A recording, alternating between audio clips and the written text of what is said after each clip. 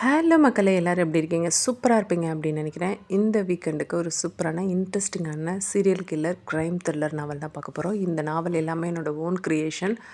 பல நாவல் நம்ம கேட்டிருக்கோம், படிச்சிருக்கோம். ஸோ இவ்வளோ க்ரைம் த்ரில்லர் நாவல், ஹாரர் நாவல்லாம் கேட்ட பின்னாடியும், படித்த பின்னாடியும், படங்கள்லாம் பார்த்த பின்னாடியும் எனக்குள்ளே நிறைய மோட்டிவேஷன் வந்தது. என்னோடய சேனல், பழைய சேனல் நிறைய வியூவர்ஸ்க்கு தெரிஞ்சிருக்கோம் அப்படின்னு நினைக்கிறேன். தமிழ் நாவலுக்கு யுவதி அப்படின்னு வச்சுருந்தேன். ஸோ இதில் வந்து நான் நிறைய மற்ற ரைட்டர்ஸோட நாவல்ஸ்லாம் போட்டேன். ஸோ அந்த மாதிரி நாவல் போடுறப்போ எனக்கு வந்து காப்பிரைட் ஸ்ட்ரைக் வந்து என்னோடய சேனலே வந்து க்ளோஸ் பண்ணிட்டாங்க. ஸோ ஓகே, அவங்களோட நாவலை வந்து நம்ம அவங்க பெர்மிஷன் இல்லாமல் போட்டது தப்பு தான். பட் எனக்கு இந்த நாவலை சொல்லணும் அப்படின்றது வந்து எனக்கு என்னன்னு தெரியல, ஒரு பேஷன் மாதிரி ஆயிடுச்சு. ஸோ இது எனக்கு ஒரு பிடிச்ச விஷயமாகவும் மாறிடுச்சு. அதனால் நான் இந்த ஒரு 2 வருஷ கேப்பில் வந்து நிறைய நாவல்ஸ் வந்து நானே வந்து எழுத ஆரம்பித்து என்னோடய பிளாகரில் போட்டு வச்சுட்டேன். அந்த நாவல் தான் அவங்களுக்கு அப்டேட் ஆகிட்டுருக்கு. அது என்னென்னு தெரில, ஒரு ஃப்ளோவில் நம்ம போயிட்டே இருந்தோம் அப்படின்னா நிறைய லீடு வந்து நம்மளுக்கு கிடச்சிட்டே இருக்குது. இவ்வளோ கஷ்டப்பட்டு நான் அவங்களுக்காக நாவல்லாம் போட்டுட்ருக்கேன். நிறைய வியூவர்ஸ் வந்து என்னோடய சேனலை சப்ஸ்கிரைப் பண்ணாமலே பார்த்துட்டே இருக்கீங்க. அந்த மாதிரி வியூவர்ஸ் எல்லாம் மறக்காமல் என்னோடய சேனலுக்கு சப்ஸ்கிரைப் பண்ணி எனக்கு சப்போர்ட் பண்ணுங்கள். இப்போ வாங்க இந்த சூப்பரான க்ரைம் த்ரில்லர் நாவலுக்குள்ளே போகலாம். காட்டுக்குள்ளே அந்த பில்டிங் இருக்கிறதே யாருக்கும் தெரியாது.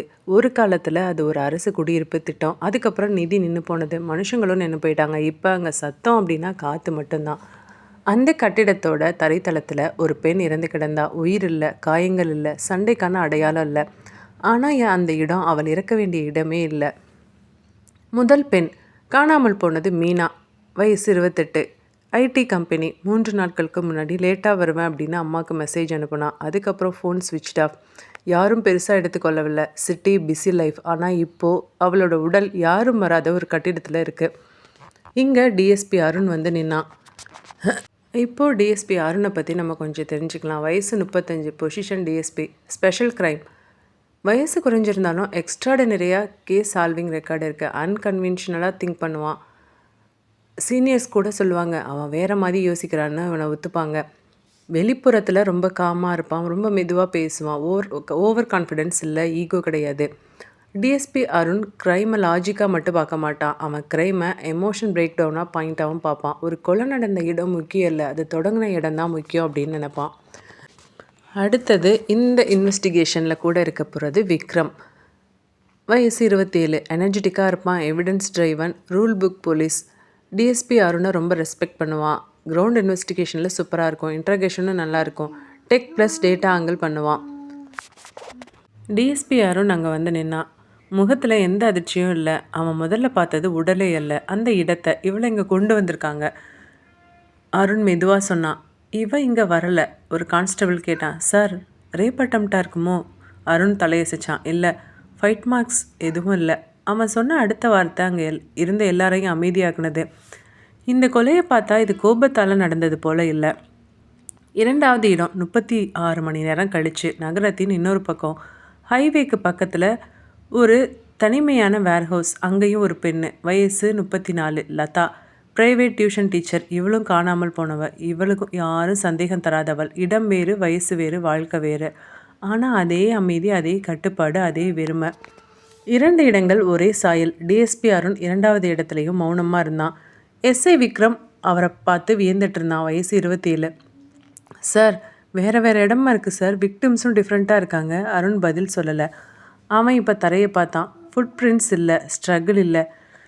இது ஒரு விபத்து கிடையாது, அருண் சொன்னான். இது ஒரு ப்ராக்டிஸ். இதை கேட்ட விக்ரம் திடுக்கிட்டான். ப்ராக்டிஸா சார்? என்ன சார் சொல்கிறீங்க? அருண் திரும்பி பார்த்தான். யாரோ ஒருத்தன் ஒரு விஷயத்தை திரும்ப திரும்ப சரியாக செய்ய கற்றுட்ருக்கான். அந்த இரவே செய்திகள் மாறினது. பெண்கள் தொடர்ச்சியாக காணாமல் போகிறார்களா? கடத்தல், அதுக்கப்புறம் கொலையா? சீரியல் க்ரைம் தொடங்குதா? ஆனால் டிஎஸ்பி அருண் மீடியாவை பார்க்கல. அவன் 2 புகைப்படங்களை மட்டும் பார்த்தான். மீனா, லதா 2 பேரோட வாழ்க்கையிலையும் ஒரே மாதிரியான எந்த காரணமும் இல்லை. ஆனால் இவங்க 2 பேருக்கும் யாரோ ஒருத்தன் நினைவூட்டலாக இருந்திருக்கான். அருண் மெதுவாக சொன்னான். எஸ்ஐ விக்ரம் தன்னோட நோட்புக்கை திறந்தான். அவனுக்கு ஒரு விஷயம் மட்டும் தெளிவாக இருந்தது. கொலை செய்யப்பட்ட இடங்கள் கொலைக்கு தேர்ந்தெடுக்கப்படலை, கொலையாளியை மறைக்க தேர்ந்தெடுக்கப்பட்டது. ஆனால் அவன் இன்னும் நம்பினான், கொலையாளி ஒரு ஸ்ட்ராங்கான சீரியல் கில்லர். மாவட்ட காவல் அலுவலகத்தின் 3ஆம் மாடியில் காலை சத்தம் அதிகமில்லை. மழை விட்ட பிறகான ஒரு அமைதி. அந்த அமைதியை உடைத்து கொண்டு எஸ்ஐ விக்ரம் வேகமாக நடந்து வந்தான். கையில் ஒரு தடிமனான ஃபைல், கண்களில் தூக்கம் இல்லை, முகத்தில் இதுக்குள்ளே நான் ஏதாவது பிடிச்சிருக்கேன், சாதிச்சிருக்கேன் அப்படின்ற அவசரம். அவன் நேராக டிஎஸ்பி ரூம் வாசல்களில் நின்னான். சார் உள்ளவா. டிஎஸ்பி அருண் டேபிள் பக்கத்தில் நின்றுட்டு இருந்தார். ஒரு காஃபி கப் வச்சுருந்தான். ஜன்னல் வழியாக வெளியில் பார்த்துட்டு இருந்தான். 35 வயசு அருணோட முகத்தில் இளமைக்கான எந்த அவசரமும் இல்லை, ஒரு அமைதி இருந்தது. விக்ரம் ஃபைலை டேபிள் மேலே வச்சான். சார் ஃபுல்லாக ப்ரிலிமினரி ரிப்போர்ட் ரெடி பண்ணிட்டேன் சார். அருண் சேரில் உட்காரல, கையை மட்டும் நீட்டினான். சொல்லு Vikram. Sir first 2 victims Meena, Latha. அவன் பக்கங்களை வேகமாக திருப்பினான். 2 பேரோட பேக்ரவுண்டும் வேறு மாதிரி இருக்குது சார். டிஃப்ரெண்ட்டான வயசு, டிஃப்ரெண்ட்டான ரொட்டீன். ஒரு நிமிஷம் கூட யோசிக்காமல் பேசினான். சார் ஆனால் ரெண்டுமே கடத்தப்பட்டது ஒரு ஃபெமிலியரான ஜோன்ஸ்லேருந்து. No scream, no witness. அவன் ஹெட்டை ரைஸ் பண்ணி சொன்னான். That means trust factor sir. Arun கண்ணை உயர்த்தினான். ட்ரஸ்ட்டா? ஆமாம் சார். விக்டிம்ஸ் பேனிக் ஆகலை. ஸோ அவங்க கடத்தல்காரனுக்கு பயப்படலை, பாதுகாப்பாக தான் உணர்ந்திருக்காங்க. விக்ரம் டயக்ராம் காட்டினா. Sir isolated location choose purposefully. Forest building, warehouse near highway. அவன் குரல் இன்னும் உறுதியானது. This need planning, physical control, confidence. அவன் இந்த இடத்துல அமைதியானான். அந்த வார்த்தையை சொன்னான். சார் ஒரு ஸ்ட்ராங்கான சீரியல் கில்லர் சார். அருண் விக்ரமோட ஃபைலை எடுத்து பார்த்தான். மேலோட்டமாக பார்த்தான், உள்ளே திறக்கலை. விக்ரம். சார் நீ சொல்கிற எல்லாமே கரெக்ட். விக்ரம் ஒரு நொடிக்கு மகிழ்ந்தான். அருண் தொடர்ந்து சொன்னான். ஆனால் நீ ஒரு விஷயத்த சொல்லலை. விக்ரம் சற்றே சுருங்கினான். என்ன சார்? இவங்க ஏன் கடத்தப்பட்டவன் கூட போனாங்க? அறையில் சத்தமே இல்லை. விக்ரம் பதில் சொல்ல முயன்றான். சார் ஒருவேளை ஏதோ opportunity sir. Routine sir. Arun தலையசிச்சான். அது எப்படி, ஏன் இல்லை? இந்த வினாக்கள்லாம் வரணும்ல விக்ரம். அருண் ஃபைலை மூடினான். ஒரு குற்றவாளி இடத்தை தேர்வு பண்ணுவான், மனுஷனை தேர்வு பண்ணுறதுக்கு இன்னொரு காரணம் இருக்கும். விக்ரம் இப்போ திரும்ப தன்னோட பாதைக்கு வந்தான். சார் மோட்டிவ் லேட்டராக கிளியர் ஆகலாம் சார். பட் அஃபெண்டர் ப்ரொஃபைல் ஸ்ட்ராங்கான ஒரு மேல் சார். அவன் உறுதியாக சொன்னான். We should proceed based on that sir. DSP Arun ஒரு நிமிஷம் யோசித்தான். அதுக்கப்புறம் சொன்னான். Okay proceed Vikram. அந்த ஒரே ஒரு வார்த்தை விக்ரம் நிம்மதி அடைஞ்சான். கேஸ் டைரக்ஷன் செட் ஆகிடுச்சின்னு நினச்சான். விக்ரம் வெளியேறினதும் அருண் ஃபைலை திரும்ப திறந்தான். அவன் படித்தது எவிடன்ஸ் இல்லை, விக்டிம்ஸோட பர்சனல் நோட்ஸ். ஒரு வரியை மட்டும் அண்டர்லைன் பண்ணான். No enemies, no threats, no complaints. அவன் மெதுவாக சொன்னான். கொலை செய்கிறதுக்கு கோபம் தேவையில்லை, மனசுக்குள்ளே ஒரு குரூரம் வந்தாலே போதும், கொலை வந்துடும். விக்ரம் காரிடரில் நடந்துட்டு இருந்தான். அவன் மனசில் கேஸ் கிளியரான பாதைக்கு போனது போல் இருந்தது. Serial killer, planned crimes, next move predictable. ஆனால் டிஎஸ்பி அருண் அந்த காரிடரை கூட பார்க்கல. அவன் மனசில் ஒரு சந்தேகம். இந்த கொலைகள் எல்லாம் வலிமையால் நடந்திருக்கா, இல்லை காரணத்தால் நடந்திருக்கா? பார்க்கலாம். டிஎஸ்பி அருண் அந்த இரவு வீட்டுக்கு போகலை. காவல் அலுவலகத்தின் 3ஆம் மாடி. அவனோட ரூமு. விளக்கு மட்டும் எரிந்துட்டு இருந்தது. டேபிள் மேலே 2 ஃபைல், 2 பெண்கள், 2 மரணங்கள். மீனா, லதா. இப்போ அவன் 3வது முறை அந்த புகைப்படங்களை பார்த்தான். ஒவ்வொரு முறையும் ஒரு விஷயம் மாறிக்கிட்டே இருந்தது. அதாவது அருணோட பார்வை. டிஎஸ்பி அருண் எப்போதும் போல் போஸ்ட்மார்ட்டம் ரிப்போர்ட்டை முதல்ல பார்க்கல. அவன் எடுத்தது விக்டிம்ஸோட பர்சனல் டீட்டெயில்ஸ், வேலை, பழக்கம், தினசரி ருட்டீன், யாரோட பேசுவாங்க, யாரோட பேச மாட்டாங்க. அவன் மெதுவாக சொன்னான். கொலைக்கான காரணம் உடலில் இருக்காது, வாழ்க்கையில் இருக்கும். எஸ்ஐ விக்ரம் சொன்னது சரிதான். மேல் offender, planning, physical control. DSP Arun அதை மறுக்கலை. ஆனால் அவர் அதில் நிற்கவும் இல்லை. அவன்கிட்டயே ஒரு கேள்வி கேட்டுக்கிட்டான். ஏன் இந்த பெண்கள் 2 பேரும் பணக்கார பெண்கள் இல்லை, பிரபலங்கள் இல்லை, அரசியல் தொடர்பு இல்லை. அப்படி இருக்க அவங்க யாருக்கு இவ்வளோ முக்கியம்? அவன் கிரைம் சீன் ஃபோட்டோகிராஃப்ஸை எடுத்து பார்த்தான். சிட்டிக்கு நடுவில் ஒட்டியிருந்த காடு, தனித்து விடப்பட்ட பில்டிங், வேர்ஹவுஸ். அவன் விரலை ஒரு இடத்துல வச்சான். இடங்கள் பாதுகாப்புக்காக இல்லை, தனிமைக்காக தேர்ந்தெடுக்கப்பட்டிருக்கு. டிஎஸ்பி அருண் நிமிர்ந்து உட்காந்தான். இதுக்கு கோபம் தேவையில்லை, அமைதி தான் தேவை. விக்டிம்ஸ்க்கு த்ரெட் கால்ஸ் இல்லை, ஹாராஸ்மெண்ட் ஹிஸ்ட்ரி இல்லை, எனிமீஸ் இல்லை. அவன் மெதுவாக தலையாட்டினான். இது ஹேட்ரேட்டான க்ரைம் இல்லை. அவன் தொடர்ந்து மனசுக்குள்ளே நினச்சான். இதில் வெறுப்பு இருந்திருந்தால் ரத்தம் இருந்திருக்குமே, கோபம் இருந்திருந்தனா இன்னும் அதிகமாக கொடூரமாக இருந்திருக்குமே.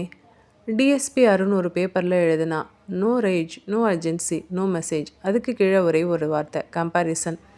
அவன் உடனே அதை ஸ்ட்ரைக் பண்ணினான். இல்லை, இப்போதைக்கு இதை சொல்ல முடியாது. அவன் தன்னோட யோசனைக்கு இன்னும் தயாராக இல்லை.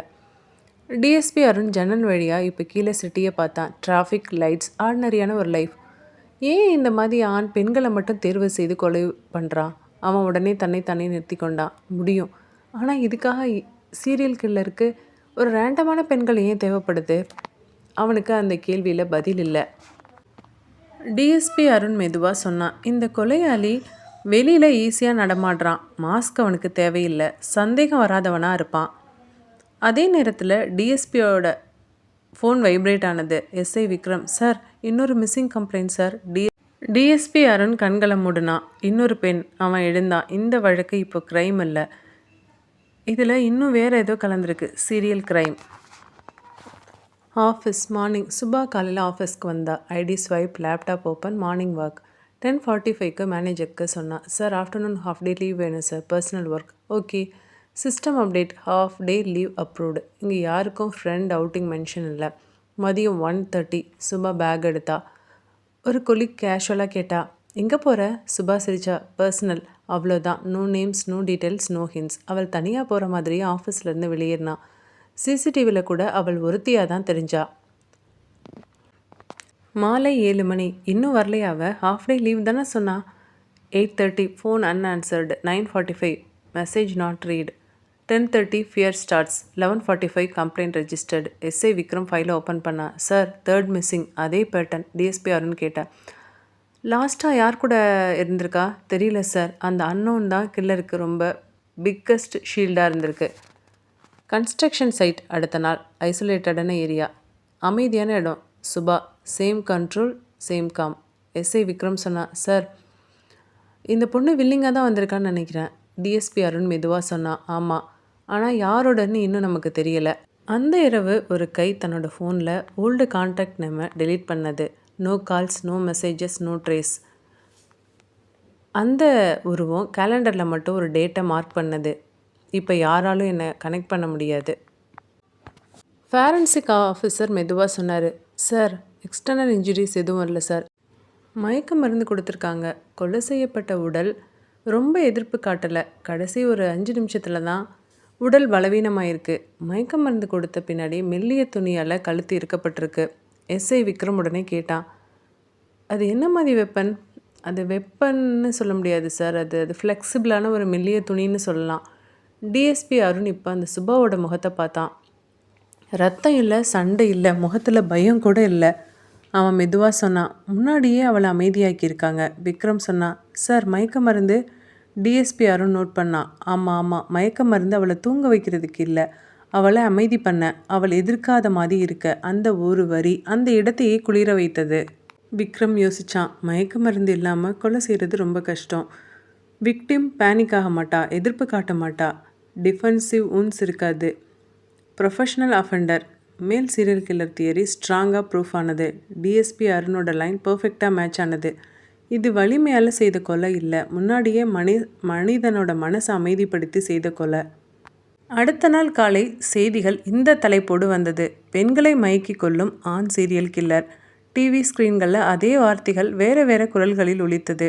ஒரு சேனலில் ரிப்போர்ட்டர் சொன்னான், இந்த கொலைகள் மிகுந்த திட்டமிடலுடன் நடந்துள்ளன. மயக்க மருந்து பயன்படுத்தப்பட்டுள்ளது. இதற்கு உடல் வலிமையுள்ள ஒரு ஆண், அவன் தான் சீரியல் கில்லர். பேக்ரவுண்டில் டார்க்கான ஒரு இடத்துல ஒரு மனுஷனோட ஷேடோ போட்டு காமிச்சாங்க. இன்னொரு சேனலில் கத்தி இல்லாத கொலை, சின்ன மெல்லிய துணியால் கழுத்தை இருக்குன்னு கொலை. Professional mind. எந்த சேனலும் ஒரு விஷயத்தை மட்டும் பேசலை. ஏன் இந்த பெண்களை செலக்ட் பண்ணான்? பொதுமக்களோட ரியாக்ஷன் இந்த மாதிரி இருந்தது. அப்பார்ட்மெண்ட்டில் மீட்டிங் போட்டாங்க. ஆஃபீஸில் அட்வைசர்ஸ் இருந்தாங்க. பேரண்ட்ஸ் வார்ன் பண்ணாங்க, எங்கேயும் லேட்டாக ஸ்டே பண்ணாத, ஸ்ட்ரேஞ்சர்ஸ் கிட்ட பேசாத, லிஃப்ட்டில் தனியாக நிற்காத. இப்போ பயம் ஸ்ப்ரெட் ஆனது, தவறான திசையில் ஸ்ப்ரெட் ஆனது. நியூஸ் பார்த்துட்டு இருந்த டிஎஸ்பி அருண் டிவி ஸ்க்ரீனை மியூட் பண்ணான். எஸ்ஐ விக்ரம் இப்போ ஒரு விரக்தியில் சொன்னான், sir media already profile create பண்ணிட்டாங்க சார். என்ன ப்ரொஃபைல்? சீரியல் கில்லர், ஸ்ட்ராங்கானவன், பிளான் பண்ணுறவன்னு. டிஎஸ்பி அருண் சிரித்தான். அவங்க ப்ரொஃபைல் எவிடன்ஸ்லேருந்து வரல, மக்களோட பயத்துலேருந்து வருது. ஒரு சேனல் ஃபாரன்சிக் எக்ஸ்பர்ட் மெல்லிய துணியை வச்சே கொலை செய்கிறான் அப்படின்னா அவன் ரொம்ப பிளான் பண்ணுறவனாக இருப்பான், ஏற்கனவே இந்த மாதிரி கொலைகள் செய்தவனாக இருப்பான் அப்படின்னு சொல்லிட்டு அவரோட எக்ஸ்பீரியன்ஸை பகிர்ந்துட்டு இருந்தார். எஸ்ஐ விக்ரம் இந்த விஷயத்தை கவனிச்சுட்டு அருண்கிட்ட சொன்னான், சார் நமக்கு இவர் ஏதோ கிளியரான வியூ கொடுக்குறாருன்னு நினைக்கிறேன். டிஎஸ்பி அருண் அமைதியாக பதில் சொன்னான். ஹெல்ப் பண்ணுறாங்க தான். ஆனால் உண்மையிலேயே நம்ம டீவியேஷன் ஆகவும் இதில் நிறைய சான்ஸ் இருக்குது. எதிர்க்கட்சிகள் இந்த விஷயத்தை பிரதானமாக தான் ஆயுதமாக கையில் எடுத்தது.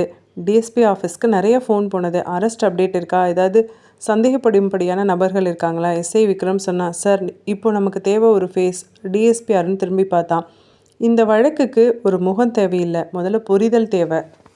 இரவு திரும்ப ஹெட்லைன் க்ரோல் ஆனது. Male serial killer on the loose. SI Vikram ஃபோனை சைலண்ட்டுக்கு போட்டான். சார், மக்கள் ஒரு சீரியல் கில்லரோட முகத்தை எதிர்பார்க்குறாங்க. டிஎஸ்பி அருண் ஜன்னல் வழியாக நகரத்தை பார்த்தான். Lights, people, ordinary life. மெதுவாக சொன்னான், மீடியா ஒரு மனுஷனை தேடுது, நான் ஒரு மனநிலையை தேடுறேன். அந்த மனநிலை இன்னும் எனக்கு பிடிபடலை. டிஎஸ்பி அருணோட ரூமில் அன்னைக்கு ஒயிட் போர்டில் நிறைய விஷயம் எழுதப்பட்டிருந்தது. No rape, no theft, no revenge. SI Vikram அதை பார்த்துக்கிட்டே இருந்தான். சார், இது சீரியல் கில்லருக்கு யூஸ்வலாக இருக்கிற மோட்டிவ் இல்லை. டிஎஸ்பி அருண் மெதுவாக தலை அசைச்சான். ஆமாம், அதனால தான் இது டேஞ்சரஸ். இது நியூ ஆங்கிளாக இருக்குது. டிஎஸ்பி அருண் போர்டை வைப் பண்ணிவிட்டு ஒரே ஒரு வார்த்தை எழுதுனான். ட்ரஸ்ட். இன்ஸ்பெக்டர் ராஜேஷ் கேட்டார். சார், ட்ரஸ்ட்டுனா அப்போது தெரிஞ்ச ஆட்களா சார்? டிஎஸ்பி அருண் உடனே பதில் சொல்லலை. இப்போது அருண் சுபாவோட புகைப்படத்தை எடுத்தான். இந்த பொண்ணை பாருங்கள், அவள் பயந்து போயிருக்கிறது பொண்ணு போல் இல்லைல்ல. அவர் தொடர்ந்து பேசினார். அவள் யார் கூடவும் சடனாக போக மாட்டா. எஸ்ஐ விக்ரம் மெதுவாக சொன்னான். சார், ஆனால் அவள் வில்லிங்காக போயிருக்கா அப்படின்னா? டிஎஸ்பி அருண் அந்த வார்த்தையை பிடிச்சிக்கிட்டாரு. வில்லிங்காக தான் போயிருக்கா, அவர் மெதுவாக சொன்னான். ஆனால் இது சினிமா போல் லவ் இல்லை. அந்த ரூமில் அமைதி. இது சேஃபாக இருக்குன்னு தோன்ற ஒரு ரிலேஷன்ஷிப். இன்ஸ்பெக்டர் ராஜேஷ் இப்போ குழம்புனாரு. சார், அப்போது அஃபையரா சார்? டிஎஸ்பி அருண் ஹெட்டை ஷேக் பண்ணான். இல்லை, அஃபையர்னா சீக்ரெட் இருக்கும். இவங்க லைஃப்பில் சீக்ரெட் இருக்கிற மாதிரி தெரியல. டிஎஸ்பி அருண் மெதுவாக விலகுனான். இந்த பொண்ணுங்க யாரு கூடயும் லவ்வில் இருந்த மாதிரி நடந்ததில்லை. ஆனால் ஒரு மனுஷன் அவங்களுக்கு எமோஷ்னலாக சேஃபாக தெரிஞ்சிருக்கலாம். எஸ்ஐ விக்ரம் கேட்டான். சார், அப்போது ஃப்ரெண்டாவன்? டிஎஸ்பி அருண் கொஞ்சம் நேரம் அமைதியானான். ஃப்ரெண்டுனா ஈக்குவல் ரிலேஷன்ஷிப். இது தெரியல, ஒரு சைடு அவங்க கம்ஃபர்ட்டாக ஃபீல் பண்ணியிருக்கலாம். டிஎஸ்பி அருண் மெதுவாக சொன்னான். இந்த பொண்ணுங்கள்லாம் அவங்க கட்டாயப்படுத்தி போகலை. அவங்க இது தப்பு இல்லை அப்படின்னு நம்பினா தான் போக முடியும். அவன் அந்த லைனை அண்டர்லைன் பண்ணான். எஸ்ஐ விக்ரம் சொன்னான். சார், மயக்க மருந்து கொடுத்த பின்னாடியும் எப்படி சார் ட்ரஸ்ட் வரும்? டிஎஸ்பி அருண் நோட் பண்ணான். கரெக்டாக சொல்கிற. அதாவது அவன் மயக்க மருந்து கொடுத்ததே அந்த பொண்ணுங்களுக்கு தெரியாமல் இருந்திருக்கலாம். ஸோ அதை குடித்த பின்னாடி அவங்களுக்கு கூட அந்த ட்ரஸ்ட் இருந்திருக்கலாம். இன்ஸ்பெக்டர் ராஜேஷ் மெதுவாக சொன்னான். சார், ஒருவேளை இது லவ் க்ரைமாக இருக்குமோ? டிஎஸ்பி அருண் விண்டோ வழியாக பார்த்தான். இல்லை, இது லவ் இல்லை. அவன் திரும்பி சொன்னான். இது லவ்னு தோன்ற ஒரு தப்பு உறவு. எஸ்ஐ விக்ரம் இப்போ சொன்னான். Sir, manipulation plus emotional bonding, typical மேல் பிஹேவியர். டிஎஸ்பி அருண் அதை எதிர்பார்த்தான். பாசிபிள் தான், ஆனால் அவன் சேர்த்தான். ஆனால் இதில் இன்னொரு பிஹேவியர் இருக்கு. என்ன சார் சொல்கிறீங்க? எனக்கு புரியலை. டிஎஸ்பி அருண் போர்டில் ஒரே ஒரு வரி எழுதினான். இந்த பெண்கள் தவறான மனுஷனை காதலிக்கலை, தவறான பாதுகாப்பை தேர்ந்தெடுத்திருக்காங்க. அந்த ரூம் எம்டியானது. டிஎஸ்பி அருண் மட்டும் அந்த வரியை பார்த்துட்டு இருந்தான். அந்த பாதுகாப்பு இன்னும் யாருக்கும் முகம் காட்டவில்லை. டிஎஸ்பி அருணோட ரூமில் ஃபைல்கள் மட்டும் இல்லை, பழைய ஃபைல்கள் நிறைய இருந்தது. மூடப்பட்ட வழக்குகள், மறைக்கப்பட்ட பெயர்கள். எஸ்ஐ விக்ரம் டேபிள் முழுக்க நிறைய ஃபைல்களை பரப்புனான். சார், நாங்கள் பழைய ரெக்கார்ட்ஸ் நிறையா பார்த்துட்டோம் சார். அதில் நிறைய சீரியல் அஃபண்டர்ஸ் இருக்காங்க. டிஎஸ்பி அருண் சைலண்ட்டாக நோட் பண்ணான். க்ரைம் ரெக்கார்ட்ஸ் ஃபுல்லும் பார்த்துட்டிங்களா? சார், இந்த ஃபைல் பாருங்கள் சார். அவன் ஒரு பெயரை பாயிண்ட் பண்ணான். Ramesh, shadow killer, convicted serial offender, victims women, method isolated locations, no sexual assault, soft literature, calm execution. DSP அந்த பக்கத்தை மெதுவாக பார்த்தான். எஸ்ஐ விக்ரம் அடுத்த பக்கத்தை திருப்பினான். சார், இவனை ஜெயிலில் இருந்தப்போ இறந்துட்டான் சார். டிஎஸ்பி அருண் அந்த ஃபைலை மெதுவாக மூடினான். Ramesh, shadow killer, status dead, 1 year ago. SI Vikram குழப்பமாக பார்த்தான். சார், ரெக்கார்ட்ஸில் டெட்டுன்னு இருக்குது. அப்போது இவன் எப்படி இந்த கொலைகளை பண்ண முடியும்? தெரியல, ஒருவேளை இவனை மாதிரி அங்கே சிறைச்சாலையில் அதாவது ஃப்ரெண்டு இந்த பேட்டர்னை ஃபாலோ பண்ணுறாங்களோ? டிஎஸ்பி அருண் பதில் சொல்லலை. டிஎஸ்பி அருண் ஒரு வரியை மட்டும் விரலால் தட்டினான். காஸ் ஆஃப் டெத் சூசைடுன்னு போட்டிருந்துச்சு. அருண் அமைதியாக கேட்டான். இதோட இந்த ஃபைலில் அவனோட போஸ்ட்மார்ட்டம் ரிப்போர்ட் இருக்கா சார்? அது மட்டும் மிஸ்ஸிங். ஓகே, நம்ம சிறைச்சாலையில் போய் கேட்டு வாங்கிக்கலாம். ஜெயிலர் அந்த ஃபைல் ரேக்லேருந்து ஒரு பழைய ஃபைலை எடுத்தார். அந்த ஃபைல் தூசி தட்டப்பட்டது. அருண் நேராக கேட்டான், 1 இயருக்கு முன்னாடி ரமேஷோட போஸ்ட்மார்ட்டம் ரிப்போர்ட் எங்கே? அந்த ஜெயிலர் ஒரு நொடி அந்த ஃபைலை திறக்கலை. ஷாக் ஆகிட்டான். சார் அது அருண் கண்களை உயர்த்தினான். என்னாச்சு? போஸ்ட்மார்ட்டம் ரிப்போர்ட் எங்கே? டெத் ரெக்கார்டில் இருந்திருக்குமே. அந்த ரூமில் மௌனம். எஸ்ஐ விக்ரம் இப்போ ஃபார்வர்டாக நின்னான். சார், போஸ்ட்மார்ட்டம் பண்ண ரிப்போர்ட்டை கொடுங்க. இப்போ அந்த ஜெயிலர் கண்ணாடியை கழட்டினான். அவனோட குரல் முதன்முறையால் தளர்ந்தது. சார் அது ப்ராப்பராக நடக்கலை சார். அருண் மெதுவாக கேட்டான். நடக்கலைன்னா என்ன சொல்ல வரீங்க? ஜெயிலர் நாற்காலியில் பதட்டமாக உட்காந்தான். சார், 1 வருஷத்துக்கு முன்னாடி ரெக்கார்ட்ஸில் சூசைடுன்னு போட்டோம். அருண் இன்டரப்ட் பண்ணல. ஆனால் அவன் இறந்து போகல சார். ஒரு ஃபேக்கான பிஎம் ரிப்போர்ட்டை ரெடி பண்ணி வச்சோம். ஆனால் அதையும் இப்போ மிஸ் பண்ண மாதிரி வச்சுட்டோம். டிஎஸ்பி அருண் மெதுவாக கேட்டான். அப்போ யாருக்கு பிஎம் ரிப்போர்ட் பண்ணீங்க? என்ன ஃபேக்கான ரிப்போர்ட்? என்ன நடந்துச்சு? அவன் என்ன ஆனால் அதை முதல்ல தெளிவாக சொல்லுங்கள். சார், நாங்கள் ஃபேக்கான ஒரு பிஎம் ரிப்போர்ட் ரெடி பண்ணோம்ல சார். அது ஜெயிலில் ஒட்டி கிடந்த ஒரு அனாதை போனோம் சார். இறந்து போயிருந்த ஒரு டெட் பாடி எடுத்து அதுக்கு போஸ்ட்மார்ட்டம் ரிப்போர்ட் பண்ணிட்டோம். கடைசியில் அதுவும் திரும்ப தேடப்படும் அப்படின்னு நினச்சி அதையும் நாங்கள் மிஸ் பண்ணிட்டு மாதிரி காமிச்சிட்டோம் சார். இப்போ எஸ்ஐ விக்ரம் ஆல்மோஸ்ட்டு ஒரு மாதிரி ஷாக் ஆகிட்டான். அப்போது அந்த ரமேஷ் எப்படி? அருணோட குரல் உயரல. மெதுவாக கேட்டான், காமாக கேட்டான். சொல்லுங்கள் சார், என்னாச்சு? சார், அவன் எஸ்கேப் ஆகிட்டான் சார். அந்த வார்த்தை அந்த ரூமை குத்துனது. அதை வெளியில் சொன்னால் ஜெயிலில் இருக்க எங்களுக்கு, போலீஸ்க்கு, கவர்மெண்ட் எல்லாருக்குமே பிரச்சனை சார். அதனால் அவன் செத்துட்டான்னு ரெக்கார்ட் பண்ணிட்டோம் சார்.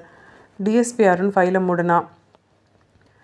நீங்கள் வேற ஒரு மனுஷனை செத்தவன் போல் காட்டிட்டீங்க. ஆனால் இன்றைக்கி அவன் பல கொலைகளை பண்ணிகிட்ருக்கான். எஸ்ஐ விக்ரம் மெதுவாக கேட்டான். சார், அப்போது இந்த கொலையெல்லாம் அவன் தான் பண்ணுறானா சார்? ஜெயிலர் சொன்னான். பாசிபிலிட்டி இருக்குது சார். அவன் பண்ணுறதுக்கும் வாய்ப்பு இருக்குது. டிஎஸ்பி அருண் ஒரு வரி சொன்னான்.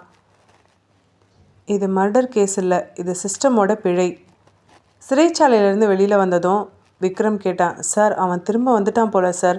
அருண் மெதுவாக பதில் சொன்னான். தெரியல, அவனாக இருக்கலாம். ஆனால் அவன் பேர் மட்டும் இந்த கில்லிங்ஸ்க்கு யூஸ் பண்ணப்படுதோ அப்படின்னு எனக்கு ஒரு சந்தேகம் இருக்குது. இப்போது அது ஒரு மறைவு போல் இருந்தது. அது உண்மையா இல்லையான்னு கண்டுபிடிக்கிறதுக்காக விக்ரமும் அருணும் அடுத்த கட்டத்துக்குள்ளே நுழைந்தாங்க. அன்னைக்கு மாலை செய்திகள் வழக்கம் போல் தொடங்கலை. அனைத்து நாளிதழ் செய்திகள்லையும் ஒரே செய்தியை கையில் வச்சுருந்தாங்க. 1 வருஷத்துக்கு முன்னாடி இறந்ததாக பதிவு செய்யப்பட்ட சீரியல் கில்லர் உண்மையில் இறக்கவில்லையா? ஒரு செய்தியாளர் டிவி சேனலில் நேரலையில் பேசிகிட்டு இருந்தார். இந்த வழக்கில் புதிய திருப்பம். சிறைச்சாலை பதிவுகளில் இறந்ததாக குறிப்பிடப்பட்ட ரமேஷ் என்ற சீரியல் கில்லரின் போஸ்ட்மார்ட்டம் ரிப்போர்ட் கிடைக்கவில்லை. மற்றொரு சேனலில் போலீஸ் அதிகாரிகள் சிறைச்சாலையில் விசாரணை நடத்திய போது பதிவுகள் மறைக்கப்பட்டிருப்பது தெரிய வந்துள்ளது. திரையில் மறைக்கிறார்கள் என்ற ஆங்கில வார்த்தை பெரிய எழுத்துக்களில் மின்னியது. பொதுமக்கள் அதிர்ச்சி அடைஞ்சாங்க. செய்தி வெளிவந்த சில நிமிடங்களில் சிட்டியே கலங்கினது. அப்போது அந்த சீரியல் கில்லர் இன்னும் உயிரோடு தான் இருக்கானா? அப்போது 1 வருஷமாக அவன் செத்துட்டான்னு பொய் சொல்லி வச்சுருக்காங்களா இந்த அரசாங்கம்? போலீஸும் அதான் சொல்லி வச்சுருக்காங்க போல். அப்போது இப்போ நடக்கிற கொலைகள்லாம் அதுக்கு அவன் தான் காரணமா? வாட்ஸ்அப் குழுக்கள், apartment notice boards, office discussion, மக்களிடம் பயம் அதிகமாக இருந்தது. டிஎஸ்பி அருண் ஆஃபீஸில் தொலைபேசி ஓயாமல் ஒலித்தது. ஒரு உயர் அதிகாரியோட குரல். எப்படி இந்த செய்தி பத்திரிக்கைக்கு போனது? அருண் அமைதியாக பதில் சொன்னான். உண்மை வெளியில் வந்துடுச்சு சார். அது எப்படி போச்சு அப்படின்னு முக்கியம் இல்லை. மறுபக்கம் குரல் உயர்ந்தது.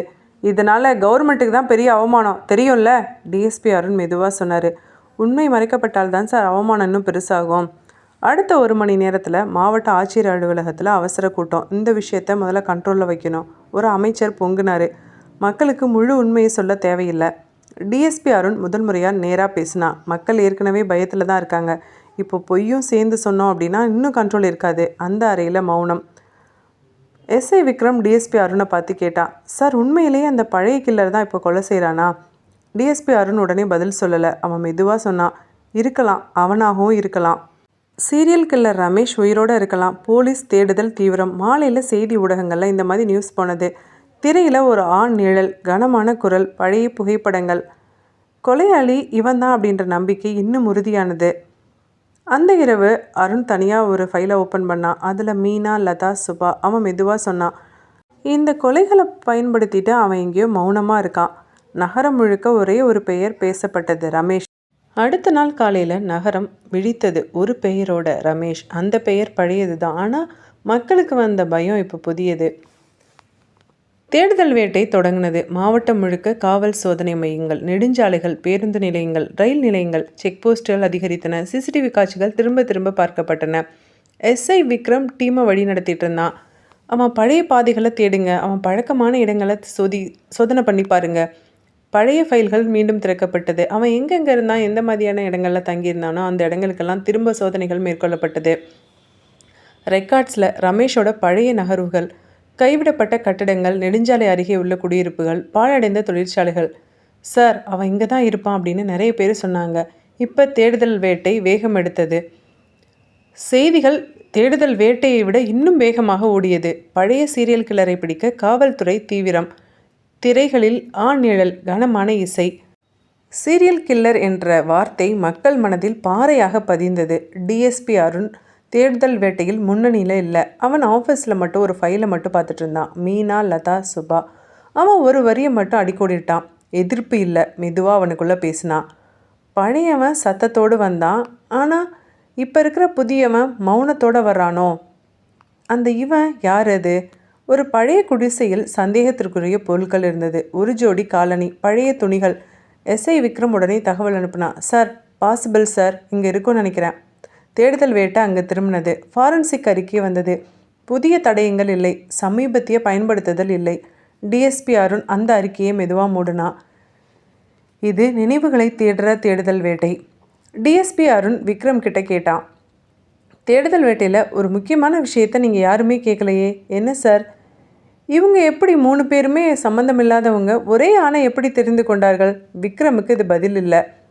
இரவு வந்தது. சோதனைகள் தொடர்ந்து போய்கிட்டே இருந்தது. ஆனால் அந்த சிட்டியோட ஓரத்தில் ஒரு வீட்டில் ஒரு உருவம் அமைதியாக விளக்க அணைச்சிது. அதோட சத்தம் வெளியே இல்லை. அதுக்கு தெரியும் இந்த வேட்டை தன்னை தேடலை அப்படின்னு. அடுத்த நாள் செய்தி. வேட்டை தொடர்ந்தது. கொலையாளி இன்னும் சிக்கவில்லை. சிட்டி இப்போ சீரியல் கில்லரை தேடிக்கிட்டே இருந்தது. ஆனால் உண்மை வேறு திசையில் போயிட்டு இருந்தது. தேடுதல் வேட்டை போய்கிட்டே இருக்கிற, கொலை நின்ன பாடு இல்லை. சிட்டிக்கு வெளியில் பழைய கல்குவாரி பக்கத்தில் ஒரு சாலை. அங்கே ஒரு கார் நின்னது. விளக்குகள் அணைந்திருந்தது. அந்த இடத்தை யாரும் வழக்கமாக பயன்படுத்த மாட்டாங்க. காலையில் 6:20 ஒரு லாரி டிரைவர் அந்த சாலையில் வண்டியை நிறுத்தினான். புதர்களுக்குள்ள ஒரு உடல், பெண். அவன் உடனே போலீஸ்க்கு இன்ஃபர்மேஷன் கொடுத்தான். எஸ்ஐ விக்ரம் வாக்கி டாக்கியில் கேட்டது ஒரு நொடிக்கு ஷாக்காய் நின்னான். சார், இன்னொரு பொண்ணு. டிஎஸ்பி அருண் அந்த வார்த்தையை கேட்டதும் கண்களை மூடினான். என்ன இடம்? குவாரி சாலை sir. Police tape, flash light, camera. Arun முந்தைய இடங்களை போலவே இந்த இடத்தையும் சுற்றி பார்த்தான். அவன் முகத்தில் அதிர்ச்சி இல்லை. உடல்நிலையை பார்த்தான். செத்துப்போன உடம்பை பார்த்தான். ரத்தம் இல்லை, காயங்கள் இல்லை, எதிர்ப்புக்கான தடயங்கள் எதுவும் இல்லை. ஃபாரன்சிக் அதிகாரி மெதுவாக சொன்னான். பழைய கேஸ் போல தான் சார், அதே வழக்கு போல தான் சார் இதுவும். டிஎஸ்பி அருண் தலையசிச்சான். ஆமாம் இல்லை? எஸ்ஐ விக்ரம் உடனே சொன்னான். சார், தெரியல சார், அவன் திரும்ப திரும்ப அட்டாக் பண்ணிக்கிட்டே இருக்கான் சார், அமைதியான முறையில். அங்கிருந்த அதிகாரிகள் ஒரே குரலில் சொன்னாங்க. இது கண்டிப்பாக அந்த சீரியல் கில்லர் தான் சார். டிஎஸ்பி அருண் அந்த வார்த்தையை எதிர்க்கலை. ஆனால் அவன் தரையில் ஒரு விஷயத்தை பார்த்தான். முந்தைய இடங்களில் ஒரே மாதிரி அமைதி இருந்தது. இந்த இடத்துல அதிக அவசரம் இல்லை. டிஎஸ்பி அருண் மெதுவாக சொன்னான். இது நம்ம தேடுதல் வேட்டைக்கு பதிலடி கொடுத்த மாதிரி தெரியல. எஸ்ஐ விக்ரம் குழம்புனா. சார், என்ன சார் சொல்கிறீங்க? நம்ம தேடிக்கிட்டு இருக்கோம் அப்படின்னு தெரிஞ்சுதுன்னா அவன் கொலை பண்ணுற விஷயத்தில் கொஞ்சம் படபடப்போ பரபரப்போ இருக்கும். ஆனால் இது இன்னும் மிக்க தெளிவாக நடந்த மாதிரி இருக்குது. இது தேடுதல் வேட்டையை யாரோ யூஸ் பண்ணிக்கிட்ட மாதிரி இல்லை? விக்ரமுக்கு ஒன்றுமே புரியலை. சில மணி நேரத்தில் ஃப்ளாஷ் நியூஸ். தேடுதல் வேட்டைக்கிடையில் இன்னொரு கொலை. பழைய சீரியல் கில்லர் இன்னும் சுதந்திரமாக இருக்கான். அந்த ஆண் நிழல் திரையில் வந்தது. டிஎஸ்பி அருண் 3 புகைப்படங்களோட இன்னொரு புகைப்படத்தையும் சேர்த்தான். 4 பெண்கள். அவன் மெதுவாக சொன்னான். இந்த தேடுதல் வேட்டை அவனை வேகப்படுத்தியில் இருக்கும். எஸ்ஐ விக்ரம் உடனே சொன்னான். சார், அப்போது அவன் ரொம்ப நீட்டாக மெதுவாக பிளான் பண்ணி கொலை பண்ணுறான்னு சொல்கிறீங்க? டிஎஸ்பி அருண் தலையசிச்சான். முரண்பாடாக இருக்குல்ல? தொடர்ந்து சொன்னான். எனக்கும் முரண்பாடாக தான் இருக்குது. சிட்டி ஒரே மனிதனை தேடிட்டு இருந்தது. ஆனால் அந்த இரவில் ஒரு உருவம் முன்னாடியே தேர்ந்தெடுக்கப்பட்டிருந்தது. தேடுதல் வேட்டை தவறான திசையில் ஓடிக்கிட்டு இருந்தது. அடுத்த நாள் ஊடகத்தோட சத்தம் அதிகமாக இருந்தது. தேடுதல் வேட்டைக்கிடையில் இன்னொரு கொலை. பழைய சீரியல் கில்லர் இன்னும் சுதந்திரமாக இருக்கான். ஒரு சேனலில் பிரேக்கிங் நியூஸ் ஓடிட்டு இருந்தது. 4 பெண்கள், ஒரே முறை, ஒரே கொலையாளி, ஒரே போன்ற பேட்டர்ன். வாக்கியங்கள் முழுமையடையவில்லை, முடிவுகள் முன்னே ஓடினது. டிஎஸ்பி அருண் ஆஃபீஸோட வாசலில் கேமரா குவிந்திருந்தது. ஒரு செய்தியாளர் கத்துனா, அருண் சார், இன்னும் எவ்வளோ நாள் தேட போகிறீங்க? எவ்வளோ நாளில் குற்றவாளியை பிடிப்பீங்க? அருண் அமைதியாக பதில் சொன்னான். தேடுதல் சத்தமாக இருக்கலாம், விசாரணை அமைதியாக இருக்கணும்ல. அந்த பதில் திரையில் முழுமையாக ஒலிக்கலை. இன்னொரு சேனலில் விவாத மேடை. பெண்களோட பாதுகாப்பு தோல்வியில் முடிகிறது. இந்த அரசாங்கம் என்ன பண்ணுது? ஒரு சீரியல் கில்லரை பிடிக்க முடியாதா? இத்தனை போலீஸ் இருக்காங்க. இன்னொரு அரசியல் பேச்சாளர், காவல்துறை தான் இதுக்கு ரொம்ப ரொம்ப மெத்தனை காமிக்கிறாங்க. கேள்விகள் விசாரணையை முந்திக்கிட்டு போனது. எஸ்ஐ விக்ரம் அருண்கிட்ட மெதுவாக சொன்னான். சார், மேலேருந்து வேற ஒரு முகத்தை அடையாளம் காட்ட சொல்கிறாங்க சார். இந்த கேஸுக்கு ஃபேக்காவது யாராவது பிடிக்கணும்னு சொல்கிறாங்க. அருண் நிமிர்ந்து பார்த்தான். விக்ரம், முகம்லாம் தேவையில்லை, உண்மை மட்டும் போதும். அவசரமாக ஒரு ப்ரீஃபிங். டிஎஸ்பி அருண் ஒரே ஒரு வரி சொன்னான். இந்த கொலைகள் ஒரே மாதிரி தோணலாம், ஆனால் ஒன்னொன்றுக்கும் தனித்தனி கேள்விகள் இருக்குது. அந்த வரி தலைப்பாக மாறலை. அந்த இரவு சிட்டி முழுக்க பெண்கள் முன்னதாகவே வீட்டுக்கு வந்திருந்தாங்க. ஒரு சீரியல் கில்லர் சுட்டிகிட்டு இருக்கான். இந்த வாக்கியம் எங்கே பார்த்தாலும் ஒலித்தது. அருண் தன்னோட மேஜையில் 4 கோப்புகளை வச்சான். மீனா, லதா, சுபா. இப்போ 4வது பெயர். அவன் மெதுவாக சொன்னான். சத்தம் அதிகமானால் உண்மை கேட்கப்படாது. அந்த இரவு திரும்ப ஃப்ளாஷ் நியூஸ். காவல்துறை மீது மக்கள் நம்பிக்கை குறைகிறது. அருண் ஜன்னல் வழியாக வெளியில் சிட்டியை பார்த்தான். அவன் மனசில் ஒரே ஒரு எண்ணம். உண்மை ஊடகத்தின் சத்தத்துக்கு நடுவில் மூச்சு வாங்கிக்கிட்டு இருக்கு. காவல்துறை முழு வேகத்தில் ஓடிக்கிட்டு இருந்தது. ஆனால் அந்த வேகம் ஒரே திசையில் இருந்தது. ஒரே பெயர், ஒரே சந்தேகம், ரமேஷ். அந்த பெயர் இப்போ ஒரு மனுஷன் இல்லை, ஒரு பதிலாக இருந்தது. ஊடகமும் அரசியலும் அந்த பெயரை ஒரே குரலில் சொன்னது. ரமேஷ், ரமேஷ். எஸ்ஐ விக்ரம் பெரிய வரைபடத்தை சுவரில் ஒட்டுனான். பழைய மறைவிடங்கள், பழைய வழக்குகள், பழைய தொடர்புகள். சார், இவனோட மூமெண்ட் பேட்டர்ன் கிளியராக தெரியுது சார். அருண் அந்த வரைபடத்தை முழுசாக பார்க்கல. அவன் பார்த்தது ஒரே ஒரு விஷயம், பழையது. பழைய வழக்குகள், புதிய கொலைகள். அருண் மெதுவாக கேட்டான். ரமேஷோட பழைய வழக்குகளில் விக்டிம் செலெக்ஷன்லாம் எப்படி இருந்தது விக்ரம்? விக்ரம் பதில் சொன்னான். சார், ரேண்டம் தான் சார், ஸ்ட்ரீட் லெவல். அருண் தலையசைச்சான். இப்போ எப்படி இருக்குது? விக்ரம் கொஞ்சம் நின்னான். இப்போது எஜுகேட்டடாக இருக்குது, ஒர்க்கிங் உமன். அந்த அறையில் ஒரு சின்ன இடைவெளி. அருண் தொடர்ந்து பேசினான். அவன் பழைய வழக்குகளில் அவசரமாக தப்பிக்க நினைப்பான். இப்போ நடக்கிற கொலைகளில் எந்த அவசரமும் இல்லை, நிதானம் இருக்குது. மெதுவாக சொன்னான் அருண். அந்த கொலையாளி ஓடுனா, இப்போ இருக்கிற கொலையாளி நடக்கிறான். இந்த வரி யாருக்குமே புரியலை. ஒரு உயர் அதிகாரி தொலைபேசியில் பேசினார். இந்த கேஸ் இன்னும் எத்தனை நாளையாக போகும்? அருண் பதில் சொன்னான். சார், உண்மை கிடைக்கிற வரைக்கும் சார். மறுபக்கம் அமைதி. இம்மிடியேட்டாக ஒரு கைது பண்ணணுமே, பொதுமக்கள் முன்னாடி யாராவது நிறுத்தணுமே, இல்லைன்னா ப்ரெஷர் அதிகமாகிட்டே போகுமே. எஸ்ஐ விக்ரம் ஒரு புதிய தகவலை கொண்டு வந்தான். சார், ரமேஷோட ஓல்டு அசோசியேட் ட்ரேஸ் பண்ணியிருக்கோம் சார். அருண் தலையாட்டினான். பார்க்கலாம். அவன் மனசில் ஒரே ஒரு எண்ணம் மட்டும் இருந்தது. நம்ம ஒரே மனுஷனை தேடிட்டு இருக்கோம். எனக்கு தெரிஞ்சு இந்த மனுஷன் வேறையாக இருந்தா பாசிபிலிட்டி இருக்குல்ல. இது ஒரு சீரியல் கில்லரோட வருகை இல்லைன்னு நினைக்கிறேன். இது இன்னொரு சீரியல் கில்லரோட தொடக்கமாக கூட இருக்கலாம்ல. யாருன்னு இன்னும் யாருக்கும் தெரியாது. அன்னைக்கு இரவு காவல் நிலையம் வழக்கத்தை விட அமைதியாக இருந்தது. பெரிய தேடுதல் வேட்டைக்கு பின்னாடி வர்ற சோர்வோட அமைதி. அருண் தன்னோட ரூமோட விளக்கை மட்டும் எரிய விட்டுருந்தான். மீதமுள்ள அலுவலகம் இருளில் மூழ்கி இருந்தது. அவனோட டேபிள் மேலே 4 ஃபைலு. மீனா, லதா, 4வது பெண். அவன் ஒவ்வொரு ஃபைலையும் மெதுவாக திறந்தான். அறிக்கைகள் இல்லை. இது ஒன்றுன்னா அவங்களோட வாழ்க்கைகள். அவன் முதல்ல ஃபாரன்சிக் ரிப்போர்ட்டை பார்க்கல. அவன் பார்த்தது வேலை, பழக்கங்கள், நண்பர்கள், தினசரி வாழ்க்கை. கொலை உடலில் தெரியாது, அவங்களோட வாழ்க்கையில் கூட சம்மந்தப்பட்டிருக்கும். மெதுவாக அவனுக்குள்ளே பேசிக்கிட்டான். மீனா தனியாக வாழ்பவள். லதா குடும்பத்தோடு இருந்தா. சுபா அந்த சிட்டி வாழ்க்கையில் மூழ்கி போனவ. வயசு வேறு, பின்னணி வேறு, குணம் வேறு. அப்படின்னா செலெக்ஷன் எப்படி ஒன்றா போகுது? அருண் ஒரு பேப்பரில் இடங்களை எழுதினான். காடு அருகே கட்டிடம், கைவிடப்பட்ட கிடங்கு, குவாரி சாலை. இந்த இடங்கள் தப்பிக்க தேர்ந்தெடுக்கப்படலை. இந்த இடங்கள் யாரையும் பார்க்க விடாமல், பேச விடாமல் இருக்க தேர்ந்தெடுக்கப்பட்டிருக்கு. அருண் அந்த வார்த்தையை அடிக்கோடிட்டான். கடத்தல். இது உண்மையிலே கடத்தலா? அவன் பழைய குறிப்புகளை திரும்பி பார்த்தான். சண்டை இல்லை, கத்தல் இல்லை, எதிர்ப்பு இல்லை. கடத்தல் இருந்தால் பயம் இருக்கணுமே.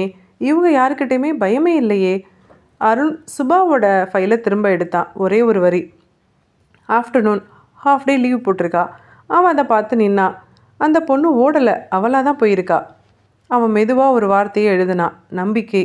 ஒரு பொண்ணு தன்னோட பாதுகாப்பு வட்டத்தை தாண்டி போகணும் அப்படின்னா அவள் யாரையோ பாதுகாப்பாக நினச்சிருக்கா. அருண் ரமேஷோட பழைய வழக்குகளை திரும்ப பார்த்தான். அவசரம், சத்தம், ஓட்டம். அவன் எப்போவுமே பயத்தோட கொலை பண்ணுறவன். அவன் ஃபைலை மூடினான். இப்போ இருக்கிற கொலையாளி பயம் இல்லாமல் நடக்கிறான். அருண் தனக்குள்ளே மெதுவாக கேட்டான், இந்த பெண்கள் யாரை தான் நம்பினாங்க? ஏன் அந்த நம்பிக்கை ஒரே மாதிரி உடஞ்சி போனது? அருண் இப்போ ஒரு புதிய ஃபைலை ஓப்பன் பண்ணான். அது மேலே ஒரே ஒரு வரி எழுதினான், நோன் ஸ்ட்ரேஞ்சர். தெரிந்தவன் இல்லை, தெரியாதவனும் இல்லை. அவன் கண்களை மூடினான். இந்த வழக்கு ஒரே மனுஷனை தேடுற வழக்கு இல்லை, இது இன்னொரு மனுஷனை தேடுற வழக்கு. வெளியில் தேடுதல் வேட்டை தொடர்ந்து நடந்தது. உள்ள இன்னொரு புதிய பாதை திறக்கப்பட்டது. அருண் மெதுவாக சொன்னான், நம்ம தவறான மனுஷனை தேடிட்டுருக்கோமோ? சரியான கேள்வி இப்போதான் தொடங்குறது. அருணுக்கு தெரியல.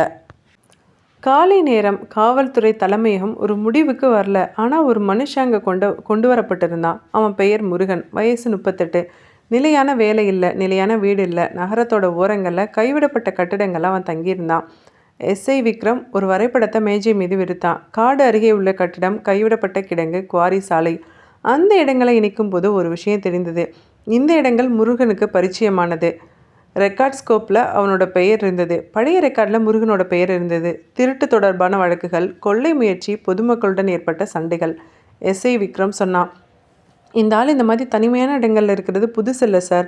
அருண் அமைதியாக கேட்டான். அப்படியா? ஆமாம் சார், இவன் கூட இருக்கலாம் சார். ஆனால் ஒரு முடிவு எடுக்கப்பட்டது. சந்தேகத்தின் அடிப்படையில் விசாரணைக்காக முருகனை பிடித்து வைத்தல். கைது இல்லை, குற்றச்சாட்டு இல்லை. ஆனால் அவனை வெளியில் சொல்லவும் முடியாது.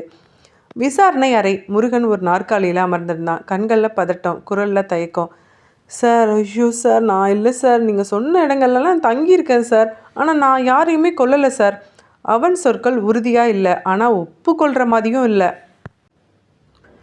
அருண் அவனை நீண்ட நேரம் அமைதியாக பார்த்தான். கேள்வி கேட்டான், நீ அந்த பொண்களை எங்கேயாவது பார்த்துருக்கியா? முருகன் உடனே பதில் சொன்னான், சார் இல்லவே இல்லை சார். ஏன் சார்? அந்த பொண்ணுங்களாம் என்னை பார்த்தா பயந்தில்லை சார் ஓடுவாங்க. நான் கூப்பிட்டா எப்படி சார் என் கூட வருவாங்க? சார், என் மூஞ்சியை பார்த்தா யாராவது வருவாங்களா சார்? எந்த பொண்ணாவது என் மூஞ்சியை திரும்பி பார்க்குமா சார்?